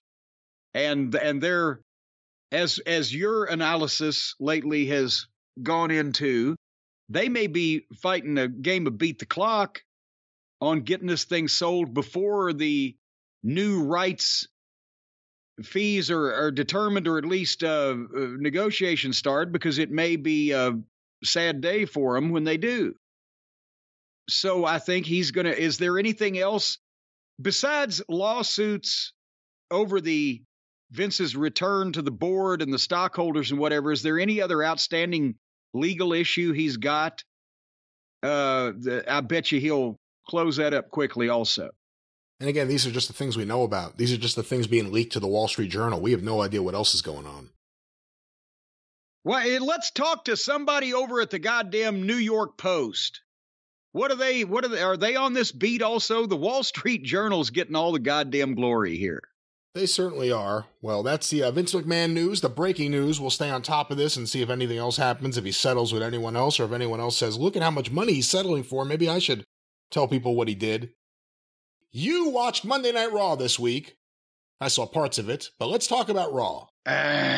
Well, I was coerced slightly into watching Monday Night Raw, but no, I wanted to give him a chance again. With all this stuff going on, can we have a rip-roaring program? And it's been a couple days, so I will refer to my notes because nothing was very memorable. But, the first segment was the Usos and Solo coming out to do an in-ring promo. And I'm just going to talk about some observations I had on some of this stuff today. Did you notice that, it's not I don't like these guys, and they work hard, and the Bloodline as a group is the best thing they've got on the television, but is the vibe all the way different without Roman and Heyman? When it's not the whole group and it's just Usos and Solo and Sammy, if it was Sammy not there, it's almost like you've gone to see a concert with the Pips, but Gladys ain't there. You know what I'm saying? It's the difference between seeing Return of the Jedi and seeing the Ewok movies without any of the other Star Wars characters. Well, I prefer just Gladys and the Pips, but nevertheless. The Pips with no Gladys. Remember, didn't Richard Pryor do that? Well, yes, that's what I'm saying. That was the simile or analogy that I prefer is the Pips and no Gladys. But you can do your Ewoks and your Mudwomps and whatever the fuck. But now every generation of Bloodline will be on Raw 30. And by the way, guess who's coming back to Raw 30? The Undertaker. And John Cena is suspected to be more involved coming up. I'm just absolutely stunned. Who would have thought that Vince McMahon would return and immediately start bringing back stars? So anyway, Usos and Solo are out there on Raw, and they're doing an interview. And they're going to defend the tag team title against Judgment Day. And I'm thinking, who's the heels? And then here comes Judgment Day. And I think it's important that when they come out, Judgment Day makes their entrance, Rhea Ripley talks first. I think that means that they know that she's a star. And they put Finn in the middle because Ripley talks first. She's a star. Then they get in the ring. The crowd is kind of silent because what the fuck, it's heels. And then Balor talks for a minute and nobody really cares because it just that voice. I don't know. And then Priest takes over and sounds a little better and saves it. But they're fighting for the Raw belts only. So they're going to split the tag team title up again probably, or they wouldn't have made that point abundantly clear. But Priest is natural. Dominic gets a ton of heat. Rhea Ripley's a superstar. And Balor still doesn't fit in this fucking equation. But the Usos did a big promo. I wasn't seeing anybody popping. Then Dominic chimes in and people got interested because he's just a heat-getting machine because he's a little putz they can get on. He's a reverse Sami Zayn. And then Solo gets face-to-face with Dominic and old mommy got in between them. To back Solo up or just to stop Solo so Dominic could sucker him and they get in a big fight. And Solo decides he's been taunted by Rhea Ripley. He starts to give her the fucking Samoan spike. And suddenly, out of nowhere, who has not been involved in this goddamn whole conversation up until now, but is in the next match, Muhammad Ali dives off the top rope. Muhammad Ali? Or Mustafa Ali.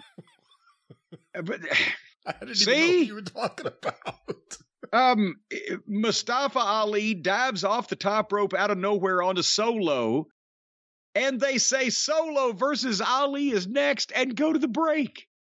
So, my God, this 10 fucking minute promo breaks into a goddamn fight, and the guy that's in the match jumps in, and then they say, okay, and break. What the And when they come back from the break, it was just Solo against Ali having a match, and everybody else was magically gone. Like, there's not even the police weren't even still there removing the crime tape and taking the witness statements from this big riot they just had. So I said, fuck this. I fast forwarded to fucking 5 minutes, and I'm thinking, why has Solo not killed this guy? And they're still attempting to use this Mustafa Ali fucking fellow.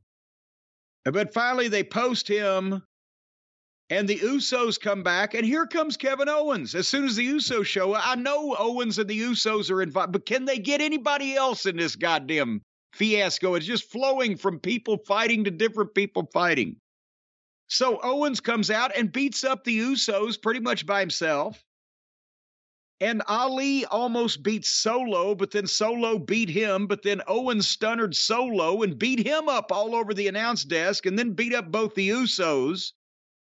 And then Solo and both Usos took off while Adam Pearce and all the agents held Kevin Owens back. So is this the biggest expose of wrestling of all time, that Kevin fucking Steen just beat up and ran off 3 Samoans? And what was even happening with all this? In 30 minutes, we started out with a fucking promo. Then a different promo, then a goddamn fucking fight with 6 people that suddenly settled down. We don't know how. Then a match, and then more people come back and fight a different fucking guy. And again, I remind you, Owens runs off 3 full-grown Samoans. Help me. Oh, I can't help you, just like I can't help this show. I'll go back to something you said earlier. Rhea and Dominic, and I told you, I think Dominic may be the most improved wrestler just based on everything other than the in-ring stuff. He's great with her. They're really, really good together. Finn Balor, I agree with you. Damian Priest is great. And my other thought was what you had. Who's the babyface here? Anyway, the next big thing on the program, they did another package on Cody, the surgery, the rehab, the physical therapy. This is so good. It's a network sports show. It's Wide World of Sports on Sunday afternoon for those of that generation. It's something that of the NBA or the NFL or something would put together on a fucking guy that was injured on the field or on the court or whatever and is coming back and is a human interest thing. And now with Brandy, we knew we'd see her sooner or later, but it fits because it's his wife talking about his surgery and his recovery. She wasn't out of place. And finally, you know, the dramatic music, and he's training in the gym, and they show the difference between the bruise and the discoloration, and now the scar from the surgery, but blah, blah, blah, and big news, and they need this. He's back at the Royal Rumble. And that's what we said would happen when he got hurt. Yeah. And that obviously was because it wasn't that hard to figure out. It's not like some of the better prognostications you've been doing lately. That's simple wrestling. If an injury of that type, approximately that length, let's hope he's back at the Royal Rumble. But nobody can say, if you didn't like wrestling or you want to say wrestling was fake like everybody in the world, you can't say this is bullshit. That they've been able to turn this into, even though everybody knows it's a worked world, they've been able to turn this into the equivalent of if he was really injured in a shoot, because he was injured for a shoot, And they're telling a true story, the reason he came back, for the title, for the dream, blah, blah, blah. And nobody can say that any of it's bullshit because they've got everything, including the surgery, on video. So this is fantastic. And this will be another thing that should make a big difference for him. And the one thing we don't have to worry about, Vince is the one that started this. So if Vince is back, he's not going to fuck it up. So they got that going for him. Because Vince doesn't fuck up any of the things that he puts his hands all over when it comes to the creative end of wrestling. Well, no, but he was starting this. He obviously was on board with it to begin with because it was happening before he left. I'm not saying he wouldn't screw up something else that he wasn't in favor of. My fear is, I think the stuff with Cody has been strong. Just talking about the last few video packages, people are ready to see him. If they build up a match at WrestleMania and he doesn't get the belt, it's Luger not getting the belt at this point. And that's what I'm afraid of. If they build up a match for him to go for the title at WrestleMania, if he wins the Rumble, he has to win the belt, I think. I'm having a hard time finding a way to argue with you. All right. Then in that case, maybe Roman Reigns does beat The Rock on night one if that takes place. And then night two is Cody's. Hey, they brought up earlier, you talked about how next week for the 30th anniversary of Raw, even though the anniversary is actually a couple weeks ago, I guess, by the time that show airs, they can have all the other members of the Samoan dynasty there. Who knows who will be there and who won't be. I'm sure Jacob Fatu won't be there, but they can have all these people there. Yeah, I don't think everybody's going to be there. I think the airlines would have to add extra flights. If you have The Rock from Mania against Roman Reigns, is this where you start building it up? Is The Rock there? Well, I don't think The Rock is here. I think if they know The Rock is going to be there, they do something here that instigates his return. And is that a heat angle? Do they want to go with, do they want to go with some kind of heat between Roman and Rock, or do they want to just go with the straight up showdown to prove who is the head of the table, who's the tribal chief? I would think they would start something, but I don't think you have, when they've already said Undertaker's back and whatever else. I think Flair said he's going to be there and a bunch of other people. The Rock at that point might be too much. Do something to, what's the word I'm searching for? Have somebody do or say something that causes The Rock to have to respond in some type. That's what I'm trying to say. Well, what else was on this show? Back to me, right? Back to you in this show, this Raw. Street Profits versus Shelton Benjamin and Cedric Alexander. And I said, wait a minute, Shelton and Cedric are still there and still ambulatory and they're able to be a tag team and we got to see fucking Gable and Otis and whoever else every week? Where have they been all of our lives for the last few months? And the problem is Shelton and Cedric, I guess, are still the heels, even though didn't they become baby faces when MVP and Lashley turned on them, but then something else happened. You can see that it's been such a mess, we don't even remember whose side who's on, right? They did the thing back and forth. When they broke up the Hurt Business, they fucked the whole deal up. But Shelton looks great as always. They were going 100 miles an hour in this match, and because they only had about 3 minutes before the break, and MVP walked out to ringside, and everybody just kind of stood and looked, and they went to the break. And coming back from the break, they were all four up and having a match, and within 30 seconds, so again, just these throwaway matches, Ford hot tagged the other guy. What's his name? God damn it. Angelo Dawkins. There you go. Daryl Dawkins, Chocolate Thunder. Well, he made a fucking comeback, and Ford hit a splash, and Cedric saved, and Ford got shit canned, and Ford shit canned Cedric, rather. I'm going by my notes. And tagged Dawkins, and this is where, so Ford throws Cedric out of the ring, and then turns around and tags his partner Dawkins. And Dawkins steps in the ring, and Ford steps out, and then Dawkins turns around and tags Ford right back in. What the fuck are they doing? And then Ford goes to the top and Dawkins gets the doomsday device, shoulder ride thing. So again, if you figured the finish right, you never have a tag followed by another tag with no contact in the middle. The guys are just going beep, beep, beep. But anyway, Cedric foils that.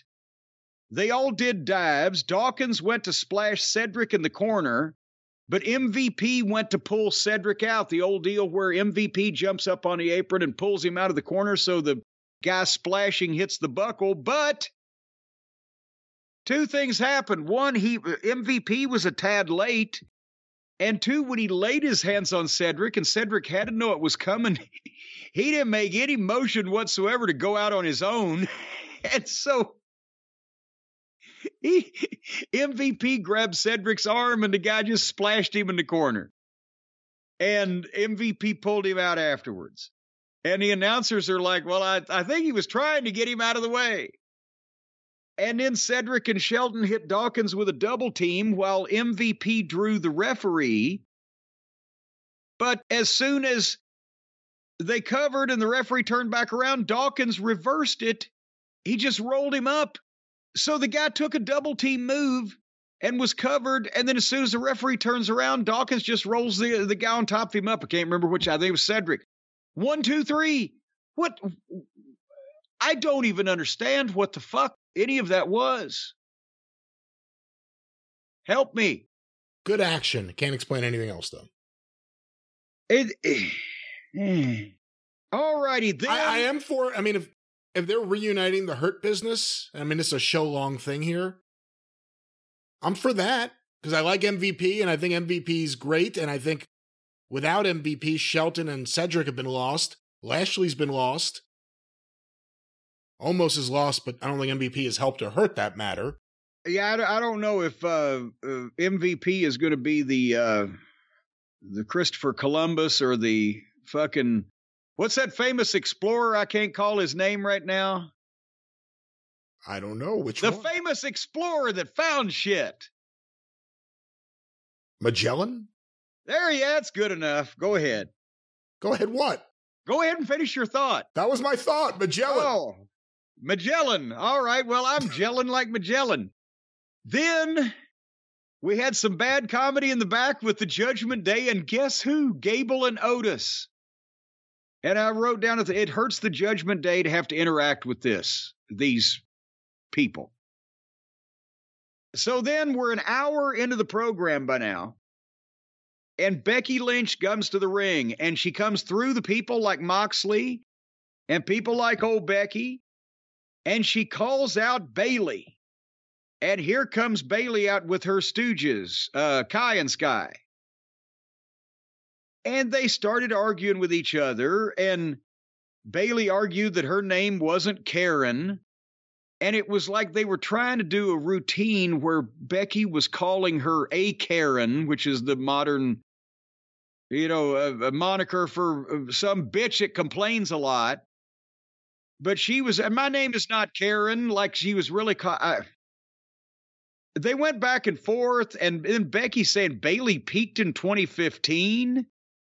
And Bayley says, Becky, you took my job, and it all should be mine. Some of this sounded uncomfortably legitimate, but at the same time not uncomfortably legitimate like a promo that draws money should. It sounded more like it was just uncomfortable for the people involved in it.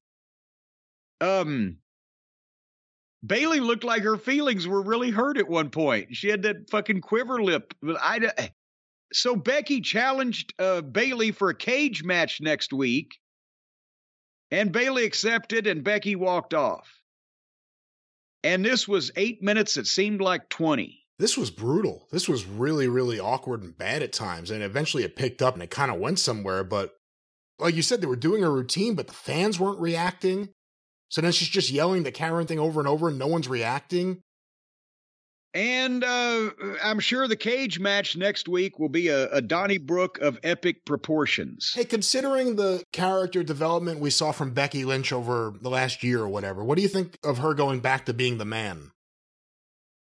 Well, it's always been, that's part of her portfolio, you know, she's always had that, so you can say it at any time. Are they going to heavily market it again? Have they settled something else with Rick? Or, you know, well, I mean, Big Time Bex was good too. Yeah, she went from wearing all those Lady Gaga outfits to going back to just being, you know, a female Steve Austin coming through the crowd. It kind of feels like a step backwards in a sense, to me at least. I don't know. Maybe it just desperate times call for desperate measures. That's what she was. She was just coming out to be a badass in this because she's challenging for a cage match. I don't fucking know. I'm not putting that much thought into this because they aren't either, apparently. The next match was Ezekiel versus, wait a minute, that was his brother. Elrod versus, wait a minute, that was his other brother. Elroy, no, that was the Jetson kid. Elias wrestled Almost, and I almost watched it, but I didn't. And they set this up with a skit that telegraphed everything because he ran into MVP. They had a little bit of an issue. Yeah. He said, I'll get you a match later today. He thought it was going to be with MVP. It was obvious that MVP is going to go with the Adam Pearce and say, make it Almost. And that's exactly what happened. Pretty obvious. He said, I said you were going to wrestle the winner of the Royal Rumble. No, I didn't say it was going to be me or something like that. And the next match hurt my feelings so bad I skipped it too because the aforementioned Gable and Otis wrestled Priest and Dominic. And I wrote, oh God, no, I cannot tolerate. And fucking Gable was part of Gable and Jordan that had those fantastic matches with FTR and looked like a fucking, he had long hair, looked like a rock star, great athletic looking kid, a little vertically challenged. Between the shush and all the other foolery, I don't want to see him. I don't care. And Otis is presented as a big, fat, dumpy fuck. And I don't want to see him, and I don't care. So I didn't watch this because I didn't care. And speaking of things that I didn't watch because I didn't care, this is a 3-hour program, ladies and gentlemen. Sky with Kai wrestled Yim with LeRae. And then, explain this one to me. Bianca Belair in the ring for a promo, how she's missed the fans over the past few weeks. But, you know, she'll face Alexa Bliss anytime. She does kind of a fake sincerity. Do you know what? Am I making any sense? She sounds like she's just talking to everybody, you know, real and honestly, and it sounds fake as fuck. Yeah, like The Rock. Oh, come on. The Rock is a better actor than Bianca Belair. The point is, it's scripted shit that doesn't have a lot of passion in it. She doesn't sound genuine with what she's saying to me. But then, speaking of which, here comes Alexa Bliss out. And I'm thinking, goddamn, can somebody provide a magnifying glass so I can actually see this girl? And now they're going to fucking fight at the Royal Rumble. Bianca challenges Alexis because they've been going back and forth. And Alexis accepted with absolutely no emotion. Then they got into a sloppy fight that went into the back of the arena. I know Bianca Belair is very good in the ring. I don't like her promos. She's very athletic and she has good matches. But this stuff doesn't help her at all. Where Bianca goes to hit her finish on Bliss and see in the arena at the back and sees Captain Howdy and the smoke and the lights and whatever in the breezeway of the arena and puts Bliss down because she's so stunned at this sight that we see on TV every fucking week. And Bliss gave her a DDT on the fucking floor. So am I taking by this that we have to suffer through Alexa Bliss being possessed like Linda Blair in The Exorcist again?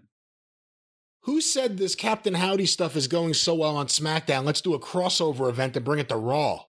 This is the worst shit in wrestling. Let's bring it to the women's division. Well, they've kicked it up a notch though, because it's rotten when Wyatt's involved, but when Alexa Bliss is involved, it takes on a whole new level of stinkiness. Because now they're just doing a ripoff of a bad gimmick.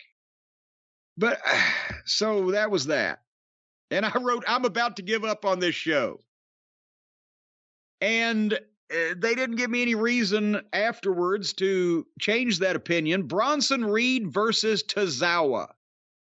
I think Bronson Reed is a heck of a talent, and I'm glad he's back, and I've liked him when he was in NXT last year, 2 years ago, or whatever, and I think he's got a brilliant future, and Tozawa is smaller than the girl referee that they gave to this match. And while I love Bronson Reed, I'm not watching this, because what the fuck? And he won, and there you go. And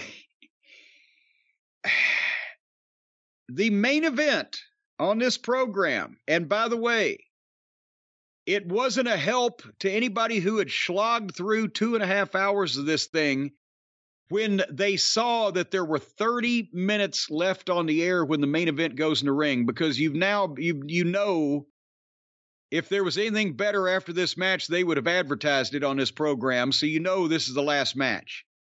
6-way elimination match. At least they're doing eliminations now instead of first person to win a pinfall or whatever, but the only reason they did eliminations here was because they had to fill 30 fucking minutes.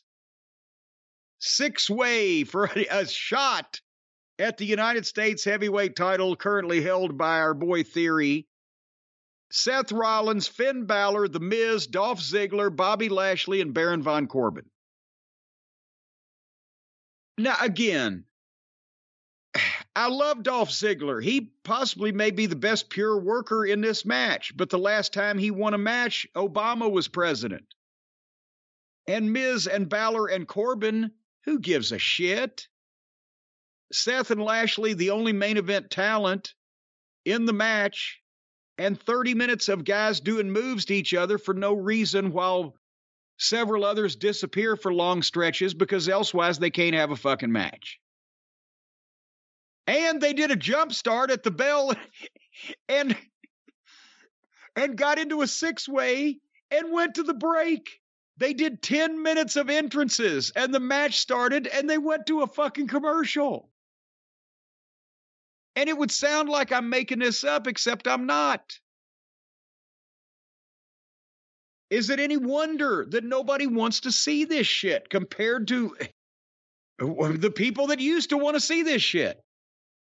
So there were some eliminations, and then Almost comes to ringside and distracts Lashley, and he gets clotheslined by Corbin. Are we going to see Lashley and Almost again? And Balor hit the double stomp on Lashley, but then Seth followed it up with a curb stomp on Balor and eliminated him. And then Almost grabbed Seth and threw him over the announce desk so Lashley had time to beat Corbin. That meant Seth and Lashley were left. And then Theory came out. Remember when interference in a match was just from one party representing one disgruntled entity? Theory knocks Lashley out with the title belt in front of the referee who does nothing because it's no disqualification. Lazy booking. Shirt available at JimCornette.com. And then Almost grabs Theory because even Almost is a heel and Theory's a heel, but Theory got in the way of what Almost wanted to do. So now Almost grabs Theory and is going to choke slam him over the fucking desk, but Seth comes from behind and curb stomps Almost onto the desk to save Theory from... And then Seth beat up Theory and super kicked MVP and got back in the ring, and Lashley speared Seth 1, 2, 3. So a babyface beat a babyface after that babyface had beaten up all of the heels that had interfered, try to fuck with the babyface that beat the babyface that fucked with the heels that... What the fuck is happening? Well, first of all, to tie into things we talked about from earlier in the show with MVP and Almost there at ringside, it almost felt like they were getting back to Hurt Business, but with Omos attached to it, and they were helping Lashley. Hurt. And they were helping Lashley, which would not make him a babyface here. Although, he's going to be wrestling Theory, so he has to be a babyface. I don't know. I don't know what they're doing. I will say, at least Theory's finally showing some confidence. Well, he was always confident, but he's allowed to be something other than a putz right now. Yes, I think he's doing a good nice job beard. with it. He's doing a good job with it. Well, okay. That means that's added 18 months to his chronological age. That beard. He's growing up.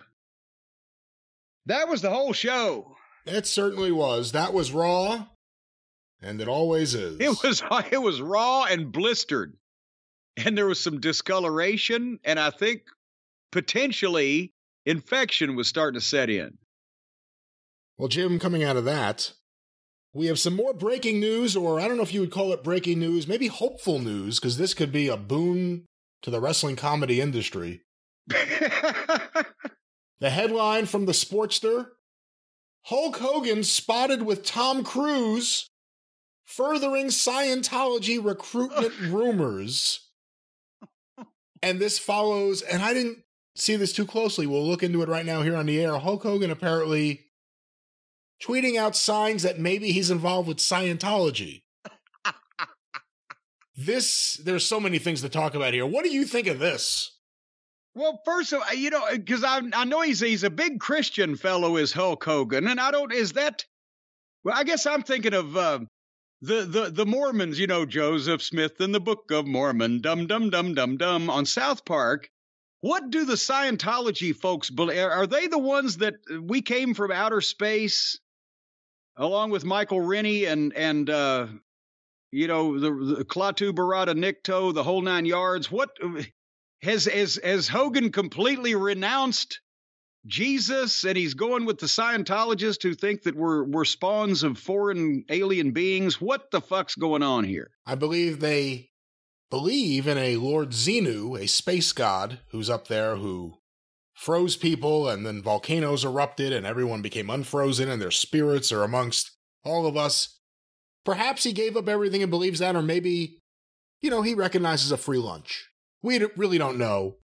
Well, I didn't want, to think that Hulk would completely renounce JC and go to a completely here's another related thought. Why is it always the God in the sky and devils down? And shouldn't some religion come along and flip the script, as they say, to kick things up a notch, turn things on its head? Let's put God in the middle of the earth and Satan's out in the sky. Because think about this. If God was in the middle of the earth, that means he created it all around him. All the birds and the fishies and the little blue things in the sea and all that stuff. He created this magical world all around him, and he's in the center of it, the heart of it, where he can keep the blood and the life fluid pumping to all corners of it. And meanwhile, Satan, the devil, Mephistopheles, Mr. Scratch, he's out there in space, out in Neverland, away from us, where scary things live. Why haven't they come up with that backstory? You're giving him more territory than God. Well, there's not a lot out there, though. It's like we gave him Montana. It's big, but it's empty. So that's just something that ran through my mind. But back to the Scientology. So what is Hogan has not only been seen with Tom Cruise, but apparently he's tweeted out allusions alluding to potentially following the Scientology principles. And since I don't know what the fuck they are, this has escaped me until now. Well, again, this is from an article in the Sportster by Josh Colson. Let me scan down a little. Hogan sparked rumors that he was the Church of Scientology's latest celebrity recruit when he started dating known Scientologist Sky Daly. Known That's yeah. Known arsonist. That is a really harsh way to say that she believes in this. Pam, here, that's for you. The belief that he is at least courting the controversial religious group has been furthered this week after Hogan was spotted taking in an NFL game with Tom Cruise. Cruise has been the world's most famous Scientologist for a very long time. He's also 5'2". Reported by I added that. Well, I was about to say, is that the official measurement from the head office in Zurich, Switzerland? Reported by TJR Wrestling, the site highlighted a tweet from Aaron Smith 11 revealing Cruz and Hogan had been spotted at the Tampa Bay Buccaneers versus Dallas Cowboys game. The additional tidbit in the Hogan Scientology story also includes a previous tweet revealing the WWE Hall of Famer has been posing for photo opportunities with known Scientologists with Scientology-owned businesses as the backdrop. I mean, it's a wacky religion, but the way they're making it sound like it's the fucking Nazis or something. And also, I think I'm with you. I think he's cashing in on an opportunity. Take a picture with you in front of your fucking thing. Sure. How much would you like to give me for that? Listen, it's so easy. Here's how it goes. Come on in. Just talk to them. It's so cool. You're dating me. You get to fuck me. You get to come in here, talk to my friends. Okay, I get to fuck you. I remember that. You go in there, you talk to them. They're like, hey, let us get you lunch. All right. And we'll just keep talking to you. All right. Hey, you know what? You're a big star. You want to go to the Tampa Bay Buccaneers game with Tom Cruise? Sure, brother. All right, we'll set that up. He just says yes to anything. They keep handing him shit because he's Hulk Hogan. But you have to do an audit in Scientology. Wait a minute. Hold on now. Well, at various points in time, Hogan's books have been none too fucking good, but then he won that big lawsuit. So he may be all right. I don't mean a financial audit. I mean, what other kind is there? An audit of the soul, I guess. You hold these cans and they monitor what you tell them and they ask you to tell them everything. Wait, what? I saw this. There was a documentary. There's a book and a documentary called Going Clear that showed all this, and also the book came out first. The book, you can read about all of it. But okay, so you need canned goods, is what you're saying. Well, they give you these two things, you hold on to them, and it's basically a lie detector test about yourself. What? And you have to keep doing it. So imagine if Hulk Hogan's there. Well, he'd blow up the whole goddamn deal, Matthew. Why, he would... The biggest fucking liar in wrestling history has to go tell the truth over and over and over. I thought that was tornado sirens I heard the other night. That was Hogan strapped up to the machine at the Scientologists. So they hold on to the thing and they tell the lies, and do they get electrocuted? Or does it shock therapy? Does it shock them straight or shock them into Scientology? No, they don't believe in therapy, I believe. Because remember Tom Cruise went crazy on Matt Lauer on the Today Show years ago? He jumped up and down on a different show. On that show, he just got mad because he knows more than the therapists and he knows more than everyone, and Matt was glib. I remember that was the phrase. So what's Hogan going to do here, you think? It's interesting. If he joins Scientology, that's a lot of PR muscle behind him. They put money behind their stars. They expect their stars. They expect subservient behavior to a certain degree, unless you're Tom Cruise. But if he ever tried to leave, they would destroy his life. But yeah, no, I mean, Hogan, if you think about who the big Scientologists are nowadays, Tom Cruise. Who's bigger right now? Hulk Hogan or John Travolta? Oh, good God. Are there dedicated websites and fan sites and a massive social media presence for Saturday Night Fever like there are for wrestling? I would have to think that even though Travolta may be a more widely known worldwide mainstream celebrity, just because of his age and tenure, and the movies and etc., right now you would get more people talking if you had Hulk Hogan involved than John Travolta. To me. Interesting. Okay. So you think Hulk Hogan right now is a bigger star than John Travolta? No, I say he's got more dedicated people that give a shit. I'm saying more people know who John Travolta is. Hulk Hogan probably draw you a bigger crowd. If Hulk Hogan becomes a Scientologist, what do you think the move is for Ron Howard? Not Hollywood's Ron Howard. Ron Howard of the Hulk Hogan surf shop or whatever, the beach shop, the beach store. Not Hulk Hogan's beach hut. I forget what it is. Not Opie Taylor, but Dopey Taylor. He's going to have to come up with a whole new backstory for a lot of shit if they switch over to the Scientology gimmick. Oh, man, he's going to have to rewrite all his material. All kidding aside, if it's about recruitment, it is a brilliant move. Forget about fans. If you're just trying to get to wrestlers, getting Hulk Hogan to be a part of Scientology, and I think from what I see here on, once again, Google, however reliable this is, about 25,000 worldwide believers, getting him's a big move, not just for the general public, but I think if you wanted to make inroads into wrestling, especially amongst older wrestlers. Well, yeah, that's what I was going to say. I think the younger generation, one thing they have figured out maybe is that Hogan's full of shit, but some of the guys of his generation that haven't done as well as he has on several things and maybe fucking wander around looking for something might fall for something like that. Mr. Hogan, how much did Andre the Giant weigh when you body slammed him? 700 pounds, brother. Mr. Hogan, how much did Andre the Giant weigh? Well, 600 pounds. How much did Andre the Giant weigh? The machine's going to explode. Incoming! Oh, well, Jim, let's move on from Hulk Hogan and Scientology to people being hit in the head.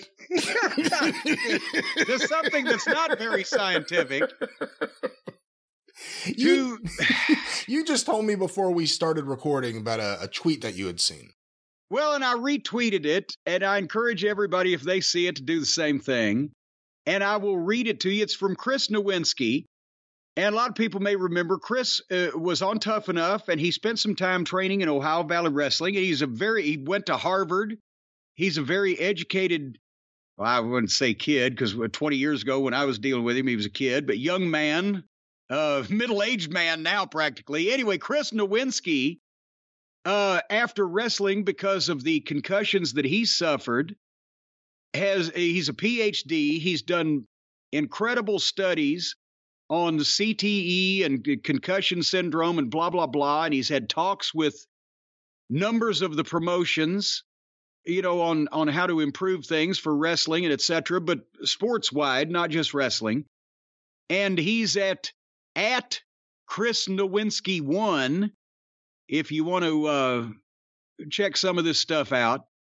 But he tweeted a 30-second, this is not a trailer, it's just footage from one of Dana White's, old Slappy White's new program, Power Slap League, or whatever the fuck it is.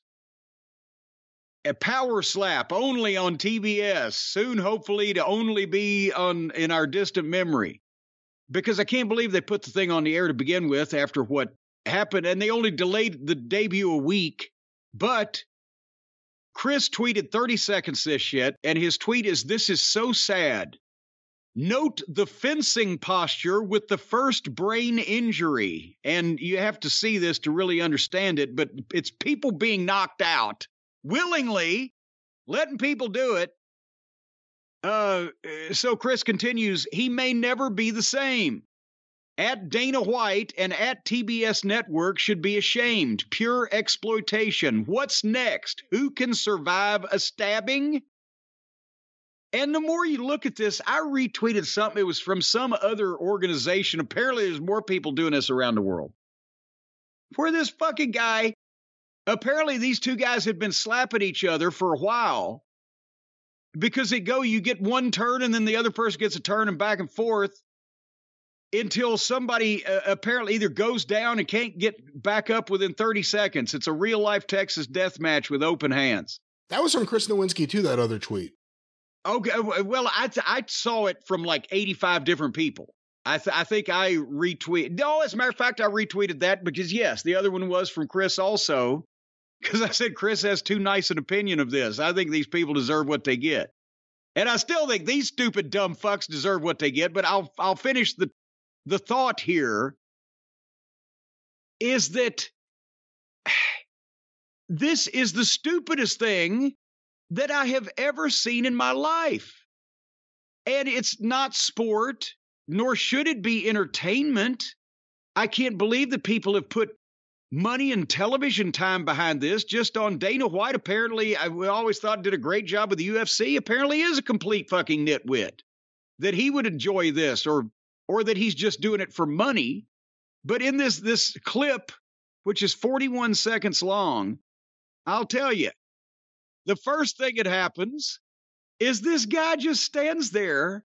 That's what they do. They stand at a podium and they have their hands behind their back, and he lets the other guy slap him, and he knocks him out, and he goes into the posture that Chris was talking about, where he's kind of stiff, but he's cold at the same time. And yes, that's a brain injury. That's a concussion. You got knocked out, you dumb shit. But it's not in the context of MMA or fighting of any kind, because they're standing. It's like the goddamn stupid ass chop fest from the strong style Japanese bullshit, where they're just standing there phonily. Is that a word? Phonily? In a phony manner, letting each other take turns hitting each other, which looks stupid, like this. Then the next clip is of his fucking, and I think they're giving him CPR. Yeah, they're giving the other guy CPR, while the guy that knocked him out runs around and is happy about it. Oh, his eyes rolled back in his head. Now there's the women. Apparently they have a girls division. So this blonde girl with a mohawk is standing at the podium while this other dumpy girl with a pigtail measures off and is going to slap her as hard as she can. So when she does, she slaps this girl, who just fucking drops on her ass as her eyes roll back in her head. But within 5 seconds, she's back on her feet and bent over forward. And then suddenly she does an involuntary forward roll because she doesn't know where the fuck she's at. And then there's two guys standing there. And this other mother, they're holding a rag they hold their arms behind their back, and they're holding a rag so they can't flinch and block it at the last minute. And this stupid fuck gets slapped, and fucking dust flies off this guy's face. Apparently, they're allowed to put some kind of fucking powder on their hands for some reason. And so dust flies off the side of this guy's head. And he's down flat on the ground, and he don't know where the fuck he's at. And that's just in 40 seconds. Power Slap, only on TBS. The network that wouldn't air a tribute to a man who was killed in a car wreck taking his children to cheerleading practice. Those Twitters are at Dana White and at TBS Network on this slapping thing. Is that a good idea for a show, Brian? Who can survive a stabbing?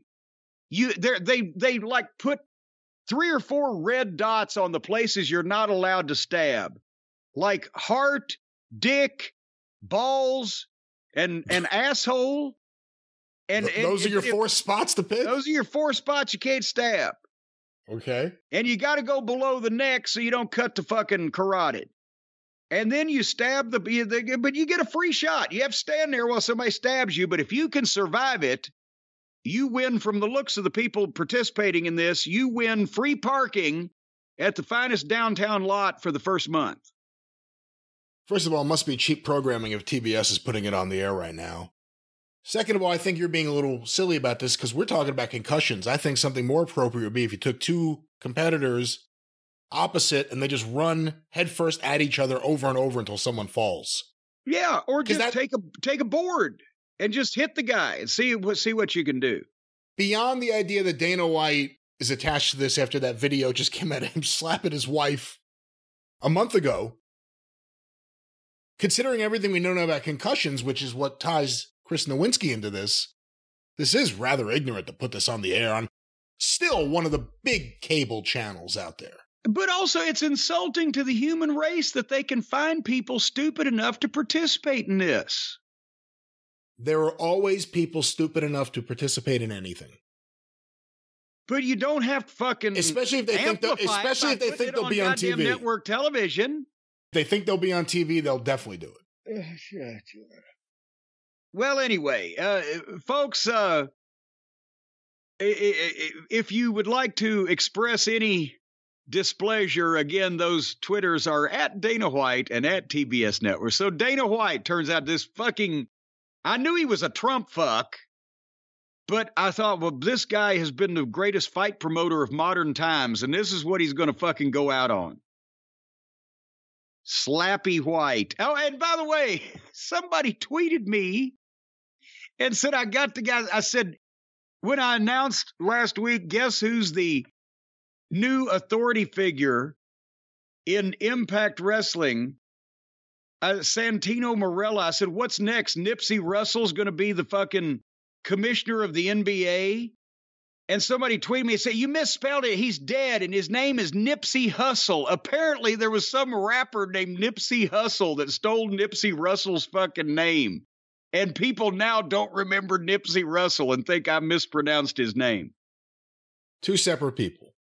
Two completely separate people. And neither one of them related to Slappy White. There's got to be some liability. When somebody drops over backwards and either already has brain damage or because they're unconscious, hits their back of their head and dies or is a permanent vegetable, do they sue TBS? Do they sue Power Slap? Do they sue Dana White himself? Who do you sue in a case like that?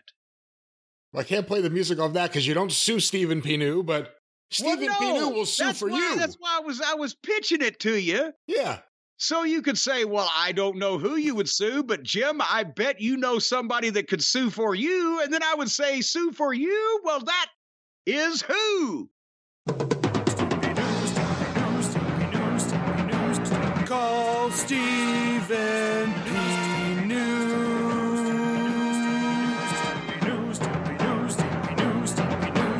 If you need to sue.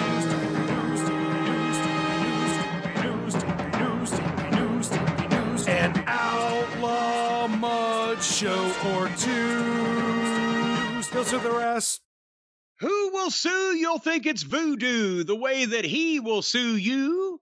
Or you can get him to sue whoever you need to sue. We're talking about Stephen Pinu at newlawoffice.com, 888-692-8084. Of course, that wasn't even written down. It would have been good if it was.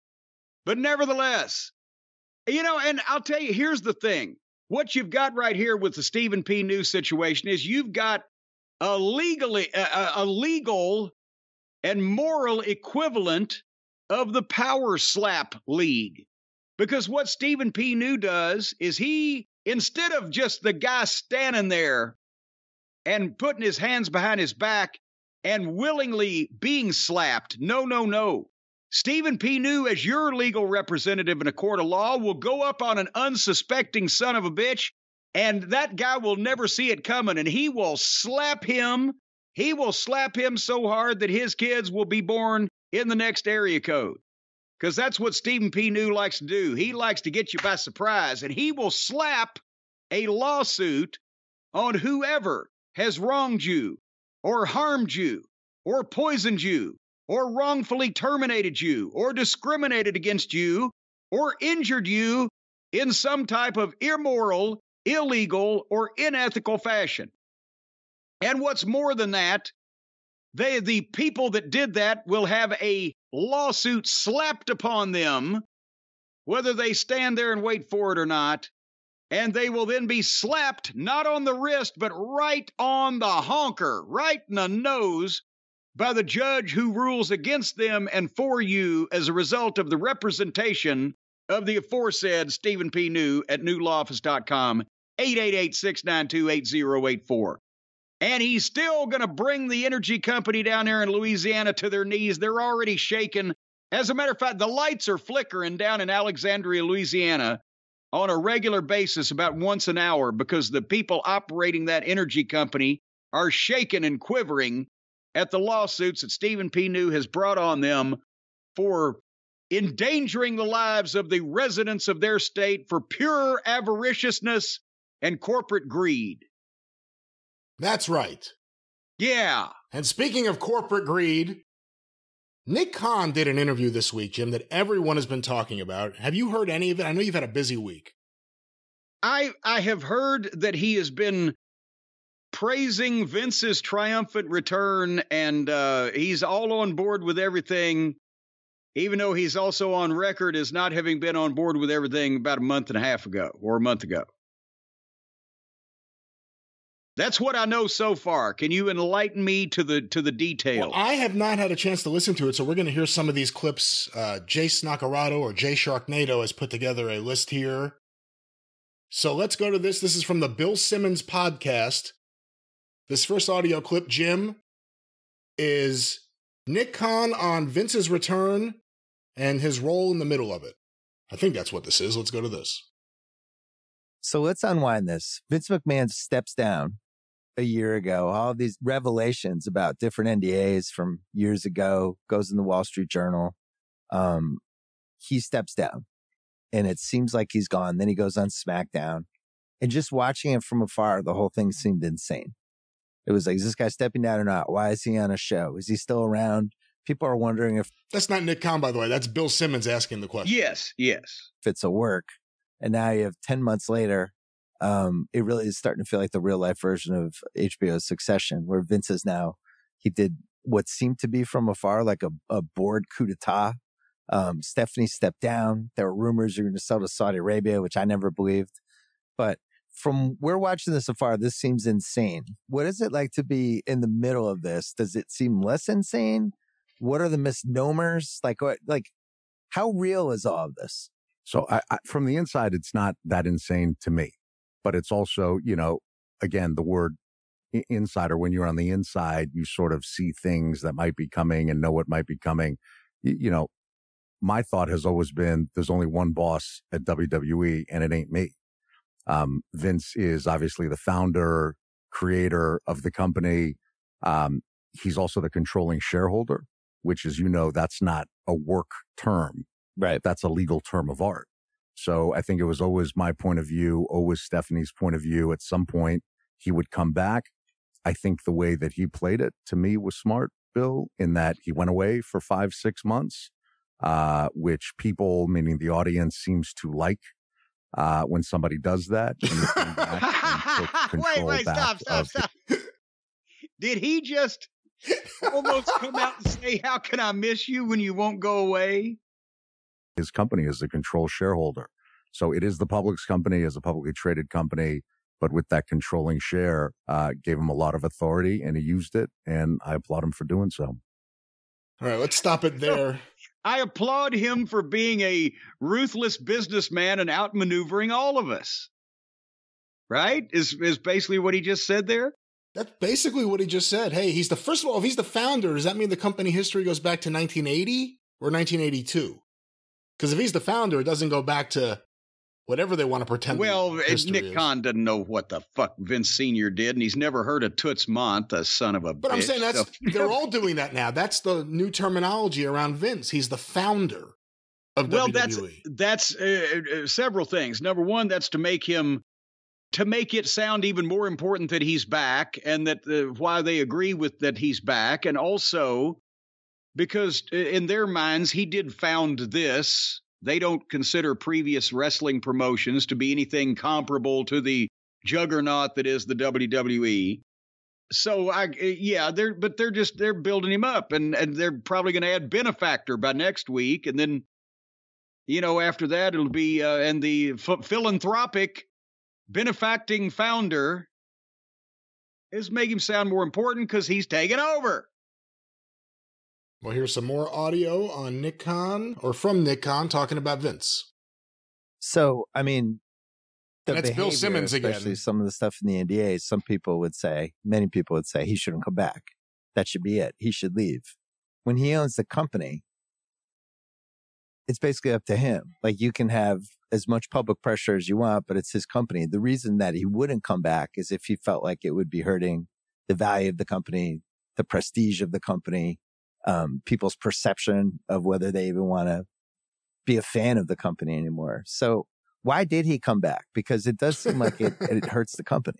Well, so here's what I'd say. You and I had a conversation. I don't remember the exact time frame, but whenever the Ray Rice stuff happened in the NFL 8-10 years ago, whatever that was, and there were conversations at that point, not your point of view, not my point of view, that, is Roger Goodell going to resign? If you remember, he had a lot of heat on. Yeah. And I think you and I both concluded to each other, well, no advertiser has fled. Ratings aren't down. The product seems to continue to build. Why would he resign? Why would he do that? So I think that's more, keep in mind, I've lived in Los Angeles. I think, how long have you been in LA now, Bill? 20 years. So I've been here since 2000. So 22, 23 years. Sometimes I think it's just a 3-mile radius of LA thing. Hey, step down and, you have to sort of be punished for it. Vince is in Stanford. That way. So I think for somebody like Vince, and by the way, you and he are two different people, but you're both founder CEOs. And I think founder CEOs different than regular CEOs. So consider me for this moment in time a regular CEO. There's something about the founder CEO that sees the vision, sort of sees the future, can get there a moment in time before others can, and then everyone else catches up. So and again, these were. Let me just stop for a second and just say, I hate agents. We all need them at times, but I hate agents. Whatever your private frustrations may have been at prior employers while you were trying to build something great, which Grantland was great and The Ringer is great. I think it's the same thing for Vince as a founder CEO. It's his company. So to me, WWE's Vince, Vince is WWE, and, we're going to do the best we can to keep building the company. Vince is WWE. I want to remind you, he was one of the board of directors who voted against Vince coming back before he voted for him to come back, before he flip-flopped on Vince.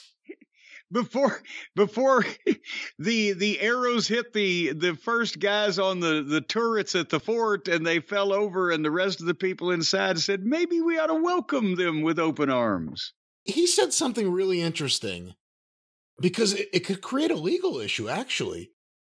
He said that he did the right thing and he left until the heat died down, which isn't what they said to shareholders.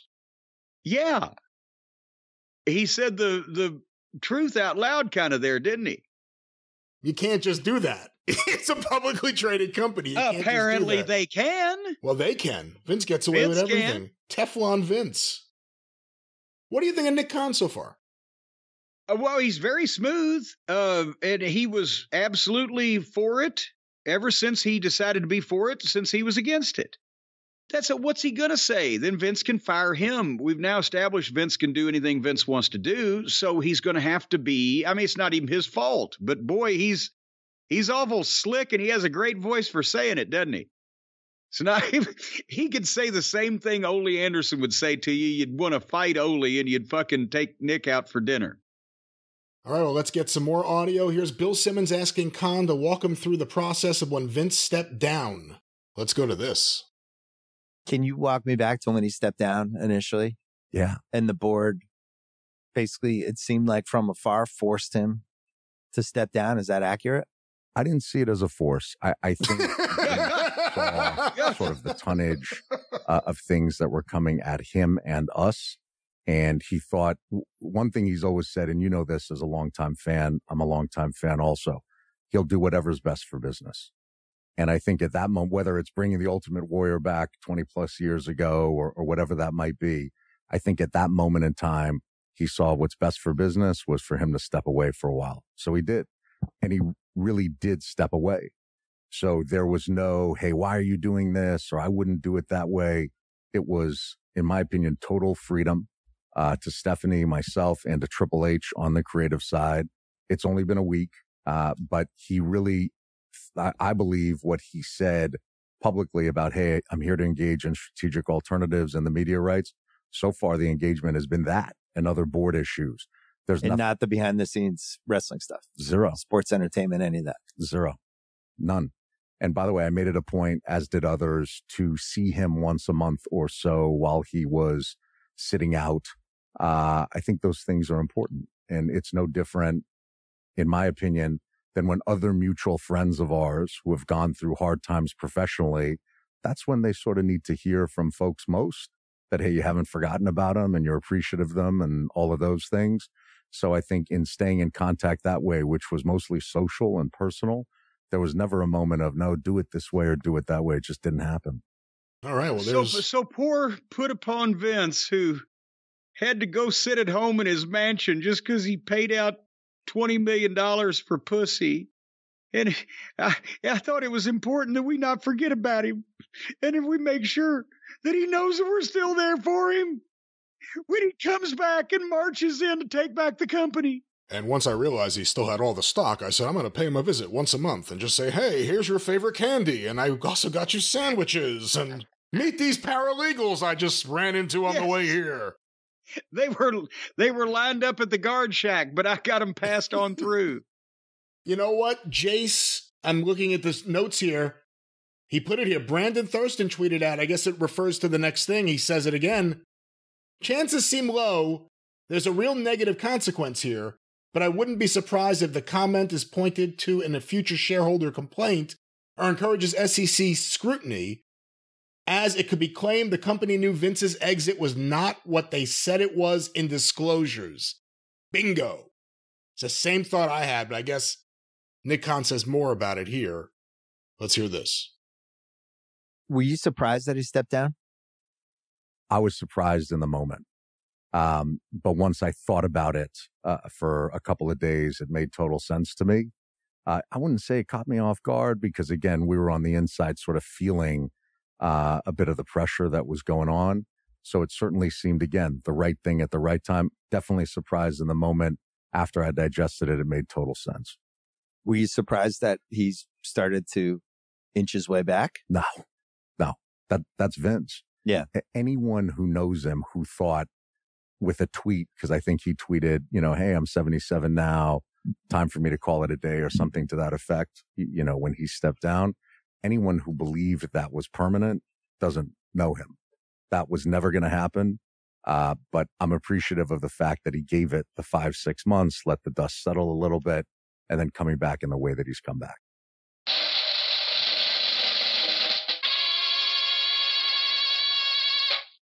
Ladies and gentlemen, I present my final piece of evidence. That's exactly, he said it earlier, kind of, but there he just laid it out. Yeah, he just clarified it. Yeah, we knew it wasn't going to be long. We just had to let the heat die down. Okay. But again, what else is he going to say? Then he'll just get fired too. Why do the interview? I mean, not that it's the most scandalous, and I mean, we're talking about it here, but by and large, no one gives a shit. But what advantage is there for him, Nick Khan, the CEO who doesn't really have a public presence, to do this interview here? Is it to build up WWE's brand with people who listen to a sports podcast as opposed to a wrestling podcast? What do you think it is? Well, maybe it's maybe he thought he was trying to mitigate any backlash from this by acting, nothing to see here, folks. We're calm. Everything's, continuing as normal. Of course, it was expected that this would happen. It's not panic. Maybe that's what he was thinking, and he went too far in the other direction. Yeah, we knew it all along. Here's the next question. How much did Vince coming back have to do with the company doing well without him? How much of him wanting to come back had to do with the fact that the company did really well without him? I mean, you guys had a little bit of a resurgence creatively. I think in the wrestling community, people were super pleased with some of the moves and some of the pushes, and kind of felt like the snow globe just got shook. And in a good way, you flipped it where AEW had all this momentum, and then all of a sudden by the end of last year, it felt like WWE had a lot of the momentum. And do you think that bothered him? I don't think so. What do you think? I think it bothered him. Tell me. I do. I think when you've created something, and especially something you spent 50 years of your life on, and you were the integral force of every decision that was ever made, and then all of a sudden you're out of it, there's part of you that wants to think, I was super important. Like this should kind of go downhill, and it didn't. It was the opposite. I think that's hard to deal with. I get it. I think, again, having been on the inside, And keep in mind, as a publicly traded company, if there was an official succession plan, that would have had to be filed, a long time ago. Yeah. I think the succession plan in his mind is the one that he put in place when he stepped down, which was Paul Triple H runs creative, and Stephanie and I, co-run or help to run the company, if you will, with Steph, his daughter, as the chairwoman. So to me, I never got a sense from him of any sort of bitterness or anything like that. He seemed, for the first month of his hiatus, thrilled. And if you think about it, even from your own career as an outside observer of it, how hard you've worked, a month off would be fucking amazing. Right? I think he went to Italy, whatever it was, the things that we all wish we could do while we're in the mix of, let's say, quote unquote, empire building. Yeah. First month was amazing. I got to stop for a second. I'm kind of getting sick of Nick Khan. We have more to listen to, but the way he talks, I don't know if slimy's the word, but. No, smooth, slick. I'd go smooth and slick. He's not all the way into friendly Freddy slimy. Yeah, that's true. That's true. All right, let's go back to Slick. Slick Nick. Slick Nick. I think by month 5, he was starting to get ready to return. And I think the strategic alternative process is a real one. I think he's hyped for it. I haven't seen any sort of heat from him towards anybody who's at WWE, with WWE. There's no commentary from him. Yeah, it's because Stephanie resigned. So you could technically say I haven't seen any heat with him and anyone at WWE because his daughter went home. Certainly to me, and I've been in touch with him, as you might imagine, a lot in the past week. There's no, why did, Paul and you hire this, or why did Steph and you do that? There's been none of that. Yeah, because he already had Bruce to talk to. Tell me what they did. And then he found out, and now he's back.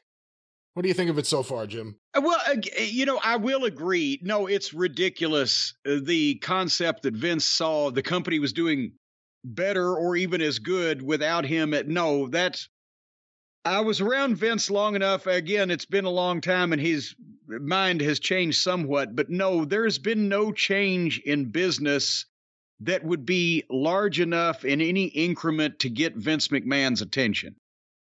Just because the fans said, oh, we like the creative better, or the ratings are up slightly, or maybe the house show tickets have bumped up a little bit. And obviously, he's going to attribute a lot of that to Cena on that particular program and other things. But nevertheless, that hasn't been enough to even get Vince's attention as an increase that you should be proud of, I'm pretty sure. Nor does he give a fuck that anybody's happy that any of the talent that he wanted to let go, they brought back. That's small potatoes to his. He is, as we've mentioned, he's either gotten information or come to believe on his own that they need to do this sale quickly, along with starting the rights fee thing, because it may not turn out the way they want. And he wants to maximize what they get while they can get it. So that's probably, it probably wasn't his plan when he stepped down, because he didn't know he was going to step down. All that stuff blew up when people heard about it. Maybe he was discussing this plan, and that's why he got stooged, because somebody wasn't on board with it. But nevertheless, he sitting out to let the heat die down, he either got or furthered this idea, and it has absolutely, in his mind, nothing, I am sure, to do with whether or not the fans are happy to see people back or there's been a slight uptick in business. We're talking about, instead of a slight uptick, we're talking about hundreds of millions of dollars a year difference in what they might get versus what he thinks they may get if he does this now the way he's doing it. That's where he's at mentally, I'm pretty goddamn sure. Here's Nick Khan being asked about the board shakeups and the role of the board, which, by the way, he's a member of. At the same time, like, there was some pretty dramatic board shakeup stuff. He brought back Michelle and George, who he fired a few years ago. A couple people left the board. Why did people leave the board, and why did he feel like he had to do that? Explain the business piece of that to me. I think from the business point of view, I think the George and Michelle thing, WWE, as you know, is a unique product. Yeah. And I think it's one thing that you and I have bonded over the years, is that you were a fan you are a fan. I was a fan. I am a fan. And it's sort of like this insider thing. So I think with George and Michelle, who I have nothing but good history with, keep in mind, they left the company, I think 8 or 9 months before I joined the company. So this was not a, hey, let's bring me in while he moves others out. I think it was a deliberate process by him over that course of 8 to 9 months to figure out who he wanted to try to have in the seat. But they know the company and they're insiders and there's a shorthand with them. So I think as he engages in this, potential transaction, to have folks there that know the company, that know, hey, maybe certain things that happened in the past shouldn't have happened, or in a modern day point of reference culture, which I always try to look at these things from, Bill, that, hey, certain things that were acceptable years ago aren't acceptable now. I think over time you can evolve with these things, and the modern day rules should apply to modern day. I don't think it should apply to the past. Let's stop it there for a moment. What do you say about that? There was no real direct rational reason for him to segue into, well, things that used to fly don't fly anymore, when he's talking about Vince brought back 2 executives that were there 3 years ago. Is there a massive cultural difference between 2023 and 2020 as far as what used to fly and doesn't fly? So that was not, but he had to get that in there somewhere as if to say, well, back in the 70s, Vince could have lined all these paralegals up against a wall and just fucking cornholed them with no repercussions whatsoever, but you can't do it anymore. Is that what that is? When are they bringing Johnny Ace back? Boy, well, I don't know. I think that barn door may be closed on that particular sway-backed mule, but go ahead with old jolly old Saint Nick. All right, counter. Please. It seemed like he wanted to get more of the board on his side, so he moved out the 3 people probably who voted against him and moved in a couple of people that he liked. So what is the business reason to do that? If he's already has the controlling stake, why does he need a more favorable board to him? Or am I reading that wrong? So I think it's a nuanced thing on the sales process. I think it's an annoyance thing. You have to look at successful business people like Saddam Hussein and Vladimir Putin and how they take control of their property and do things. Traditionally, so if you're looking at, and I'm sure you are, the News Corp Fox potential remerger, you've seen that a special committee of the independent board has been assigned to oversee that process and to determine whether that's what's best for the shareholders. This is different. With the controlling shareholder, Vince is going to run that process. So to have board members in who understood that with the controlling shareholder, this is going to be the way it is, and people who would embrace that, I think ultimately that was the determining factor. But if Vince just said, I'm going to sell WWE to anybody, like I'm going to sell to Netflix tomorrow, couldn't he just do it? Does the board ultimately have any say? That's the part I don't get. If he's the controlling stake, what does the board even matter? Why even have a board? Great question. And by the way, to your point on, hey, I'm paraphrasing here, but it seems like he got friendlier, board members in last week or whenever that was. I think the misperception always was that this board 6 months ago, 6 years ago, hey, they were just being puppeteered by Vince. Was not the case. As you saw it this summer, it was a very real board. It was a very competent board. I believe George. Wait, hold on. He's using the example of the guys they kicked out.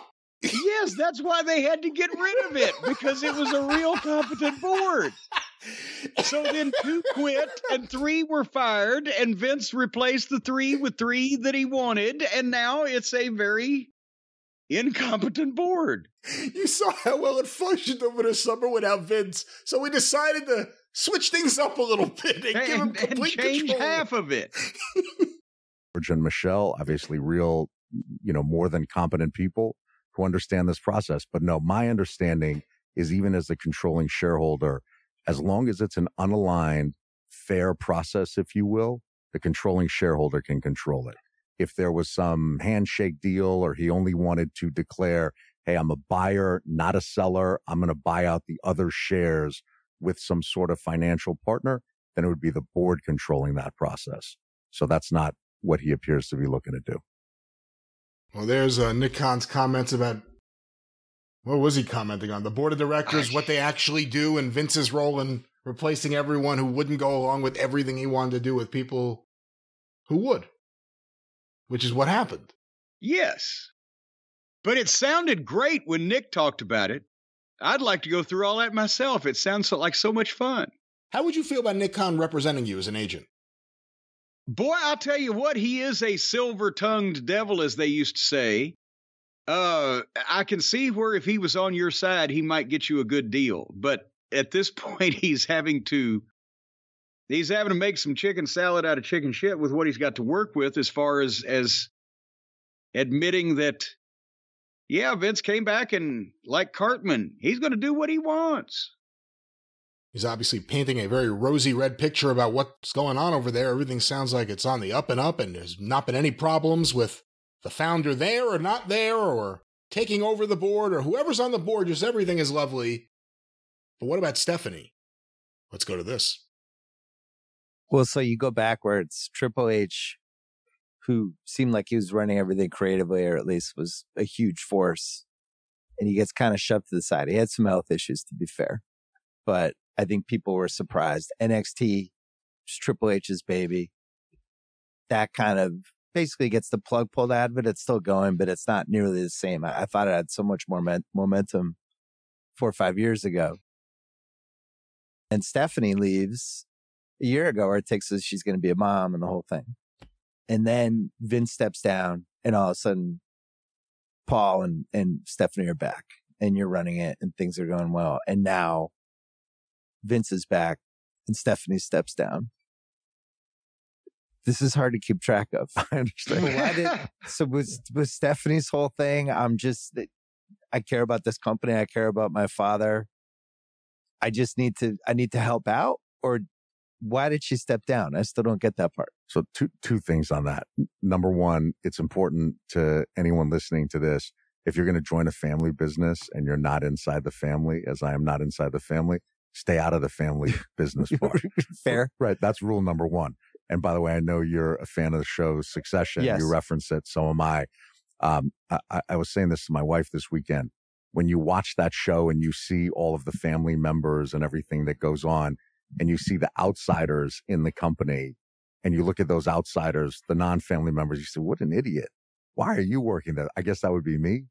You'd be like the lawyer who got involved with the Culkin character. Correct. Yeah. Correct. Not Jerry. Yeah. Right. Not Jerry. Oh, yeah. I was thinking, but who's, yeah. Do you watch that show on HBO? I've not seen. It's completely unknown to me.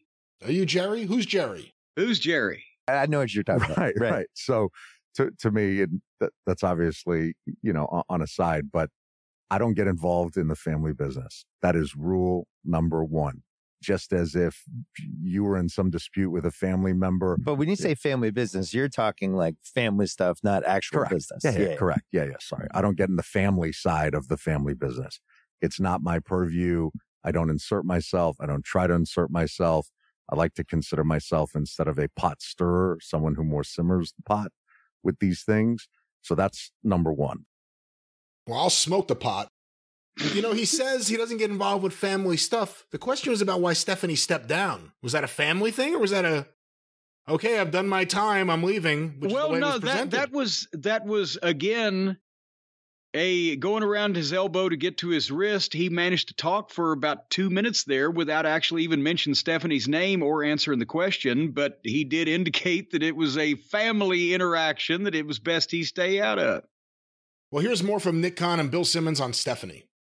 Well, it seemed like for a few months there, she was going around, she was meeting with a bunch of people, and it was kind of the make everything okay again tour with a whole bunch of different See sponsors, how you still have your ear to the ground on these things. Yeah, but she was just, things got a little crazy there, but we're here to right the ship. And when I heard that, I was like, Vince isn't coming back if they're doing this. If she's going around and meeting all these leaders and different people, this means to me that this is a new era of the company. But now it's an old era of the company again. Do you think Vince learned any lessons over this time, or are we just going back to where we were a year ago? Well, I don't think so. I think Vince is really happy where the company's at. Certainly that's what he's conveyed to me. Keep in mind. So his lesson is, I'm going to stay out of this and just concentrate on the sale. Yeah, what he said to me and what I've certainly experienced is, hey, I'm 77 now. I want to explore all strategic alternatives. Is there a sale out there? Is there a merger out there? What would make sense most for the company? Which is why when that Saudi thing we referenced earlier, and we have a great relationship. No, we didn't reference that yet. We didn't talk Saudi. I thought you mentioned we talked right before the pod. Yeah. There's a fake story last week. Fake. 100% fake, 100% made up, saying that there was an imminent transaction or whatever it was. Totally false. That you were going to sell basically privately to some Saudi money group, and that was going to be how this ended. It seemed, and then I checked the person who had and they had like 5,500 followers. Yeah, but then the way the world works this time in 2023, people just ran with it for the next 18 hours. Yeah, it was absurd. It was nuts. And by the way, that person subsequently took down that tweet. Right. Because again, when I'm saying 100% false, it was 100% false. So I mean 100%. Like if you leave it up, we're going to cut off your head. It's 100% false. Don't report on the Saudi deal. In this process, he's there to oversee it. It's his controlling share. I'm involved in it. Triple H is involved in it. The board's obviously involved in it. Triple H being on the board, as I have the good fortune of being as well. And we're going to see how it plays out. It should not be a lengthy process. Once again, the question that hasn't been asked is, why did you vote against him coming back? Because he was on the board of directors. Right. That's the question that has not been asked. They voted against Vince before they voted for Vince. That's after right. the shakeup. But otherwise, the Nick Khan, his voice is very soothing. As a matter of fact, they ought to call him Dr. Somnambulism. I'm starting to get sleepy. Well, Jim, here's Nick Khan talking about if Vince will be on camera anytime soon. Oh. Are there plans for Vince to be on camera and involved in any plots? Not at this moment. Not at this moment. No is the answer. That's like a non-denial denial. No is the answer to that question. Could it change in a few months? Sure, it could change, but that would be Paul and Vince, being on the same page about it. I don't see it right now. It would only change if Paul and Vince were on the same page, not if Vince decided, I'm going to do whatever I want. I don't give a shit who's running any division here. Well, besides that, I liked it the way he worded it. Is Vince going to be in on any plots? And Nick should have said, no, not any more than the one he's already involved in. Here is the question about if Vince wanted to sell the company or the whole thing or just a piece of it. What's the sale process without telling me too much? Or because I know you have some restrictions, but Sure. You have a bunch of suitors. You have a price in your head. Vince obviously wants to sell. I actually, sidebar question. Why does Vince want to sell? Is it an age thing? Is it like, what am I going to do? But at the end, I'm looking at the finish line a little bit here. Why not? Maybe this will be my final victory lap. Why sell now out of all times? I think he's ready. I can't describe it as anything more than that after the last 5 months. And keep in mind, again, you engaged in empire building. You're still engaged in empire building. At a certain point, it's like, okay, how much more of this empire am I going to build? We continue to build it. He continued to build it until he stepped down 5 months or so ago. But I think in looking at a world of consolidation, the sort of, standalone enterprise that owns 99% of its intellectual property. Yeah. With the media rights. And a library and media rights. A library, right? With the media rights coming up in October of 24, which means the process starts in a few months on that. Certainly to go lock in a bunch of long-term deals and then to sell or try to sell to everybody doesn't make sense. The timing was now. So even if you look at our annual shareholders. So you're saying you want to sell the company and then you do the deals. The new person that comes in, that would be their first order of the business, would be to bang out the new 2024 media right deals. That's the goal, unless one of the media conglomerates ends up buying it directly. Right. Then they certainly wouldn't want it encumbered by long-term media rights deals elsewhere. So let's stop there, because that kind of goes into what we talked about before with the idea that one of these companies that buys it is one of the ones that already has one of the media deals. So you can kind of cut off whatever, $2.5 billion over a few years that won't be in the company coffers because the owner will not be making that money. What do you think about what he's saying about the timing and about basically we got to rush and do this right now before the next deal? Well, I mean, that's what we've been saying. And I think that's obviously pretty much what they're doing. And the thing is, you made the point, we've talked about it, that, okay, if I am paying you for a program that you produced to put on my network, then yes, in some respect, it is a good idea for me, instead of paying you $1 billion for the next 5 years, I just pay you a couple $1 billion for the whole goddamn thing from start to finish. Except then, am I going to continue to pay myself the rights fees that the company that you just sold me was getting? And then I've saved the money I was going to spend, but I've spent a lot more money, and it's on a company that's taking in a lot less money because I'm not paying it anymore. So this shit's complicated. And I just read that Crazy Eddie book, so I'm expecting the new owners to open the books and be like, oh, shit. Yeah, where's Vince? As long as they don't pay Connecticut sales tax, they might be all right. So for people listening, you have the streamers, all the usual suspects. You have a place like Endeavor, which has already bought UFC and figured out how to mine that out. Well, I'll tell you what, they're going to just talk for a little bit more about who could potentially buy it and Vince wanting to sell. You've gotten the gist of it. There's a few other big things we got to play before we wrap this up. Well, Jim, going back to something we talked about earlier in the show, the breaking news from the Wall Street Journal, here's Nick Khan earlier this week talking about Rita Chatterton. And it looks like we should mention the Rita Chatterton possible lawsuit, or it is a lawsuit, or Vince has to deal with that. Do you feel like suitors are going to wait to see how that plays out and how bad that's going to be? And is there going to be more details like that coming out, or are they just plowing ahead? I think everyone's just plowing ahead. You just move forward, right? Because in all of these businesses, there's never a clean, clear path. Yeah. There's always some encumbrance, something in the way, some hurdle in the way that you have to get around or get through. So I see that like I would any other item like it. Well, it sounds like they got through the hurdle earlier today. Yeah, the hurdle was flattened before he did this interview, and he knew that already.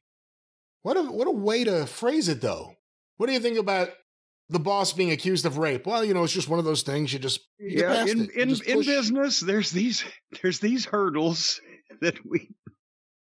I mean, he's probably, and also, to be honest and fair to Mr. Khan, he's probably just looking at it like a lawsuit, because you get 1 million of them in the big businesses he's involved in. He doesn't give a fuck what the origination of it was. He wasn't even there. Well, Jim, here's something that a lot of people are talking about.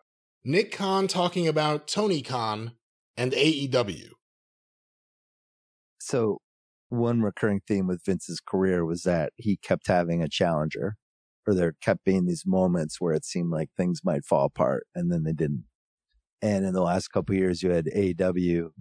They come in as probably the most polished challenger you guys have had in 20 years. They had deep pockets, a TV station attached to them, and somebody in Tony Khan running their business who was a real wrestling fan, who really dipped into the history of wrestling in a bunch of different ways with some of the angles, and realized that he had to be a little bit of a different competitor to you versus like what some other people have done, which is either get older wrestlers and try to compete with you that way, or basically just do what WCW did, which was just, we're going to do the same thing as you. We're just going to try to spend more money to do it better.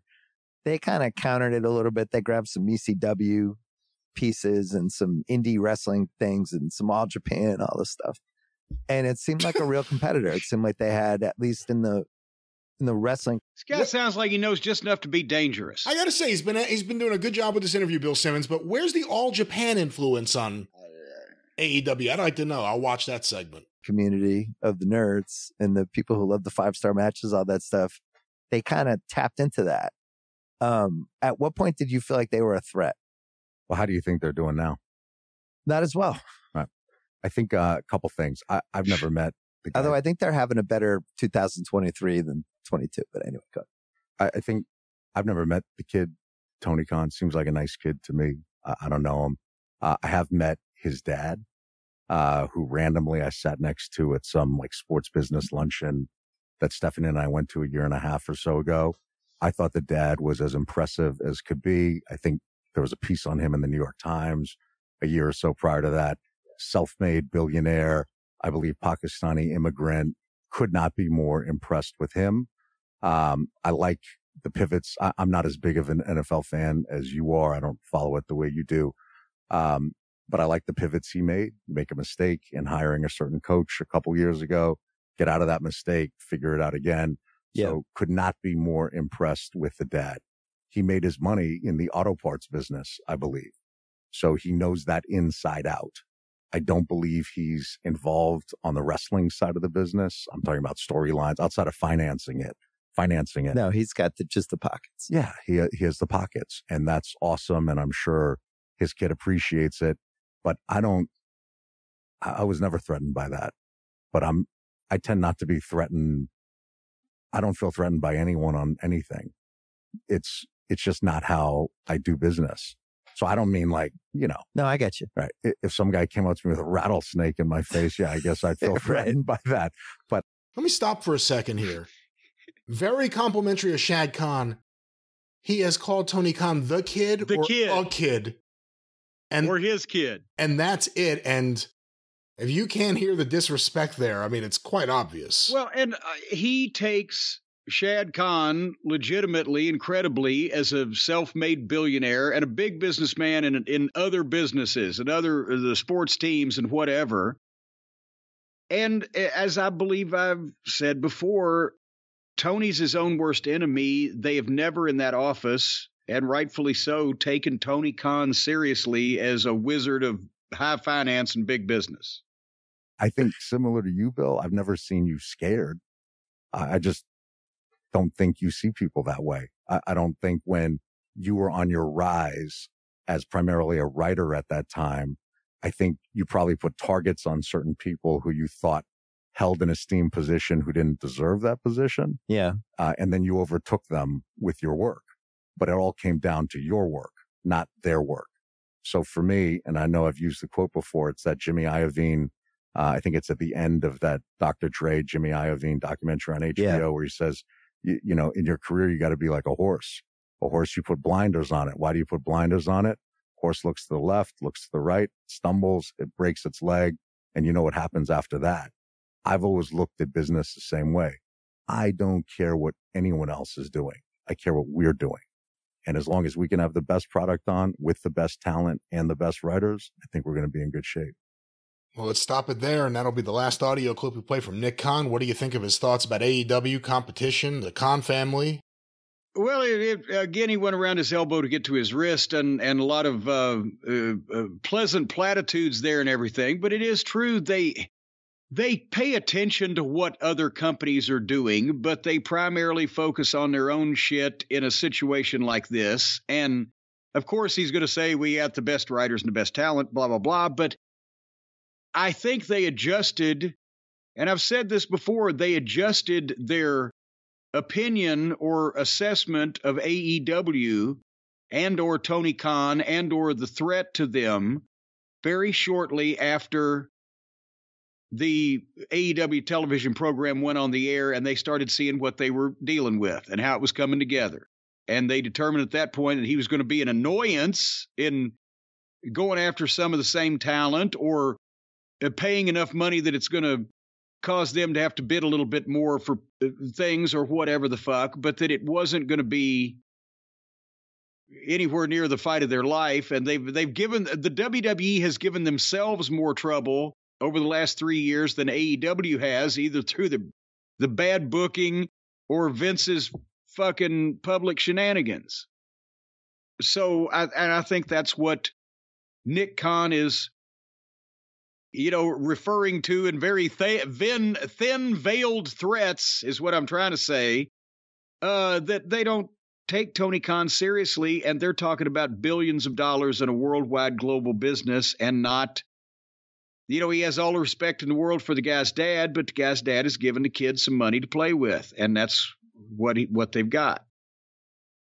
Tony Khan in the past has had several moments, I think, during one of the media scrums, maybe two of them, where obviously it got to him some of the things between WWE and AEW. And he is, I think the quote was, "I'm not Jim Crockett, I have a whole lot more money." Yeah. they've said something or given him some impression that he's not happy with them because he knows they're not taking him seriously. But at the same time, comments like that and a lot of the way he behaves in public and melts down and just the product. Yeah, if you've got $100 million to spend, you can make $100 million, but you can't start a global juggernaut that will be worth $6 billion and be dealing with all these people in 3 years of using mostly fucking indie-rific fucking guys and occasionally some lucky signings. The big question is, and has been for a while, but if Shad Khan hears this interview, because again, Shad Khan owns an NFL team, Bill Simmons is a pretty big deal in terms of sports journalism, I guess I'll call it. If he hears this interview, what does he think about, yeah, I really have a lot of respect for this guy, and here's why, and it's, everything he said about Shad Khan are things that everyone would respect about someone. But the kid. When you hear that, and you know that you're financing your son, just the way he said it, very harshly, what do you think when you hear that? It sounds like that Tony has done a good enough job of making back enough of what he spent that his dad is still in the range of, hey, I'm letting him have fun with his inheritance, while I'm still alive and can see it. That was his quote a few years ago.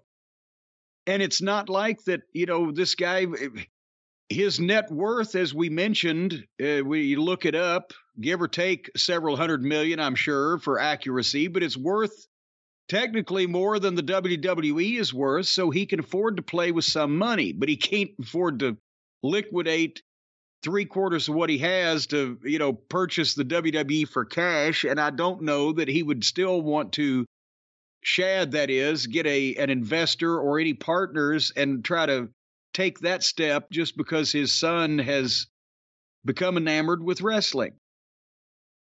So, again, but I understand that Nick Khan would, and he probably wants to talk nice to Shad Khan because Shad Khan is still a billionaire and owns a football team and whatever the fuck else they own across the pond, and might want to do some business at some point on something completely unrelated because Nick Khan's that big Hollywood wheeler and dealer, but he doesn't have to impress Tony because at this point that would be a step down. Nick Khan is a bigger deal in the world these days than Tony Khan is. Just we know Tony because we're all wrapped up in the wrestling. Nick Khan talks to movie stars and shit.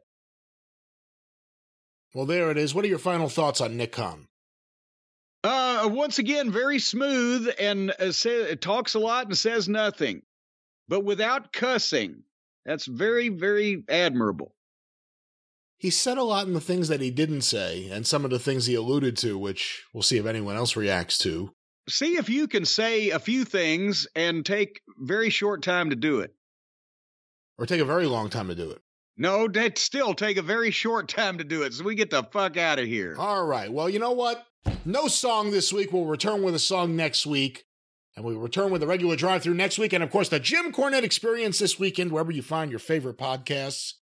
Don't forget about the official Jim Cornette YouTube channel. Just go to YouTube and search for Jim Cornette. It'll be the very first thing that pops up. Full episodes, clips of episodes, omnibus collections, all with the very popular Travis Heckle artwork. The official Jim Cornette YouTube channel. Don't forget to follow Jim on Twitter at @TheJimCornette. You can follow me on Twitter at @GreatBrianLast. You can hear me on the 605 Super Podcast at 605pod.com. Available wherever you find your favorite podcasts. And don't forget about the wrestling news each and every day. TheWrestlingNews.com or Arcadian Vanguard's The Wrestling News, wherever you find your favorite podcasts. Jim Cornette's Collectibles, and of course, the lovey-dovey cameo special. What is it? The St. Valentine's Day Massa Cameos, Saturday, January 28th, noon Eastern. Get them while they last. At JimCornette.com or at Cameo, somewhere. The drive-thru is brought to both of those places. Both of those places. The drive-thru is brought to you by the law office of Stephen P. New, 888-692-8084. Get even with Stephen at newlawoffice.com.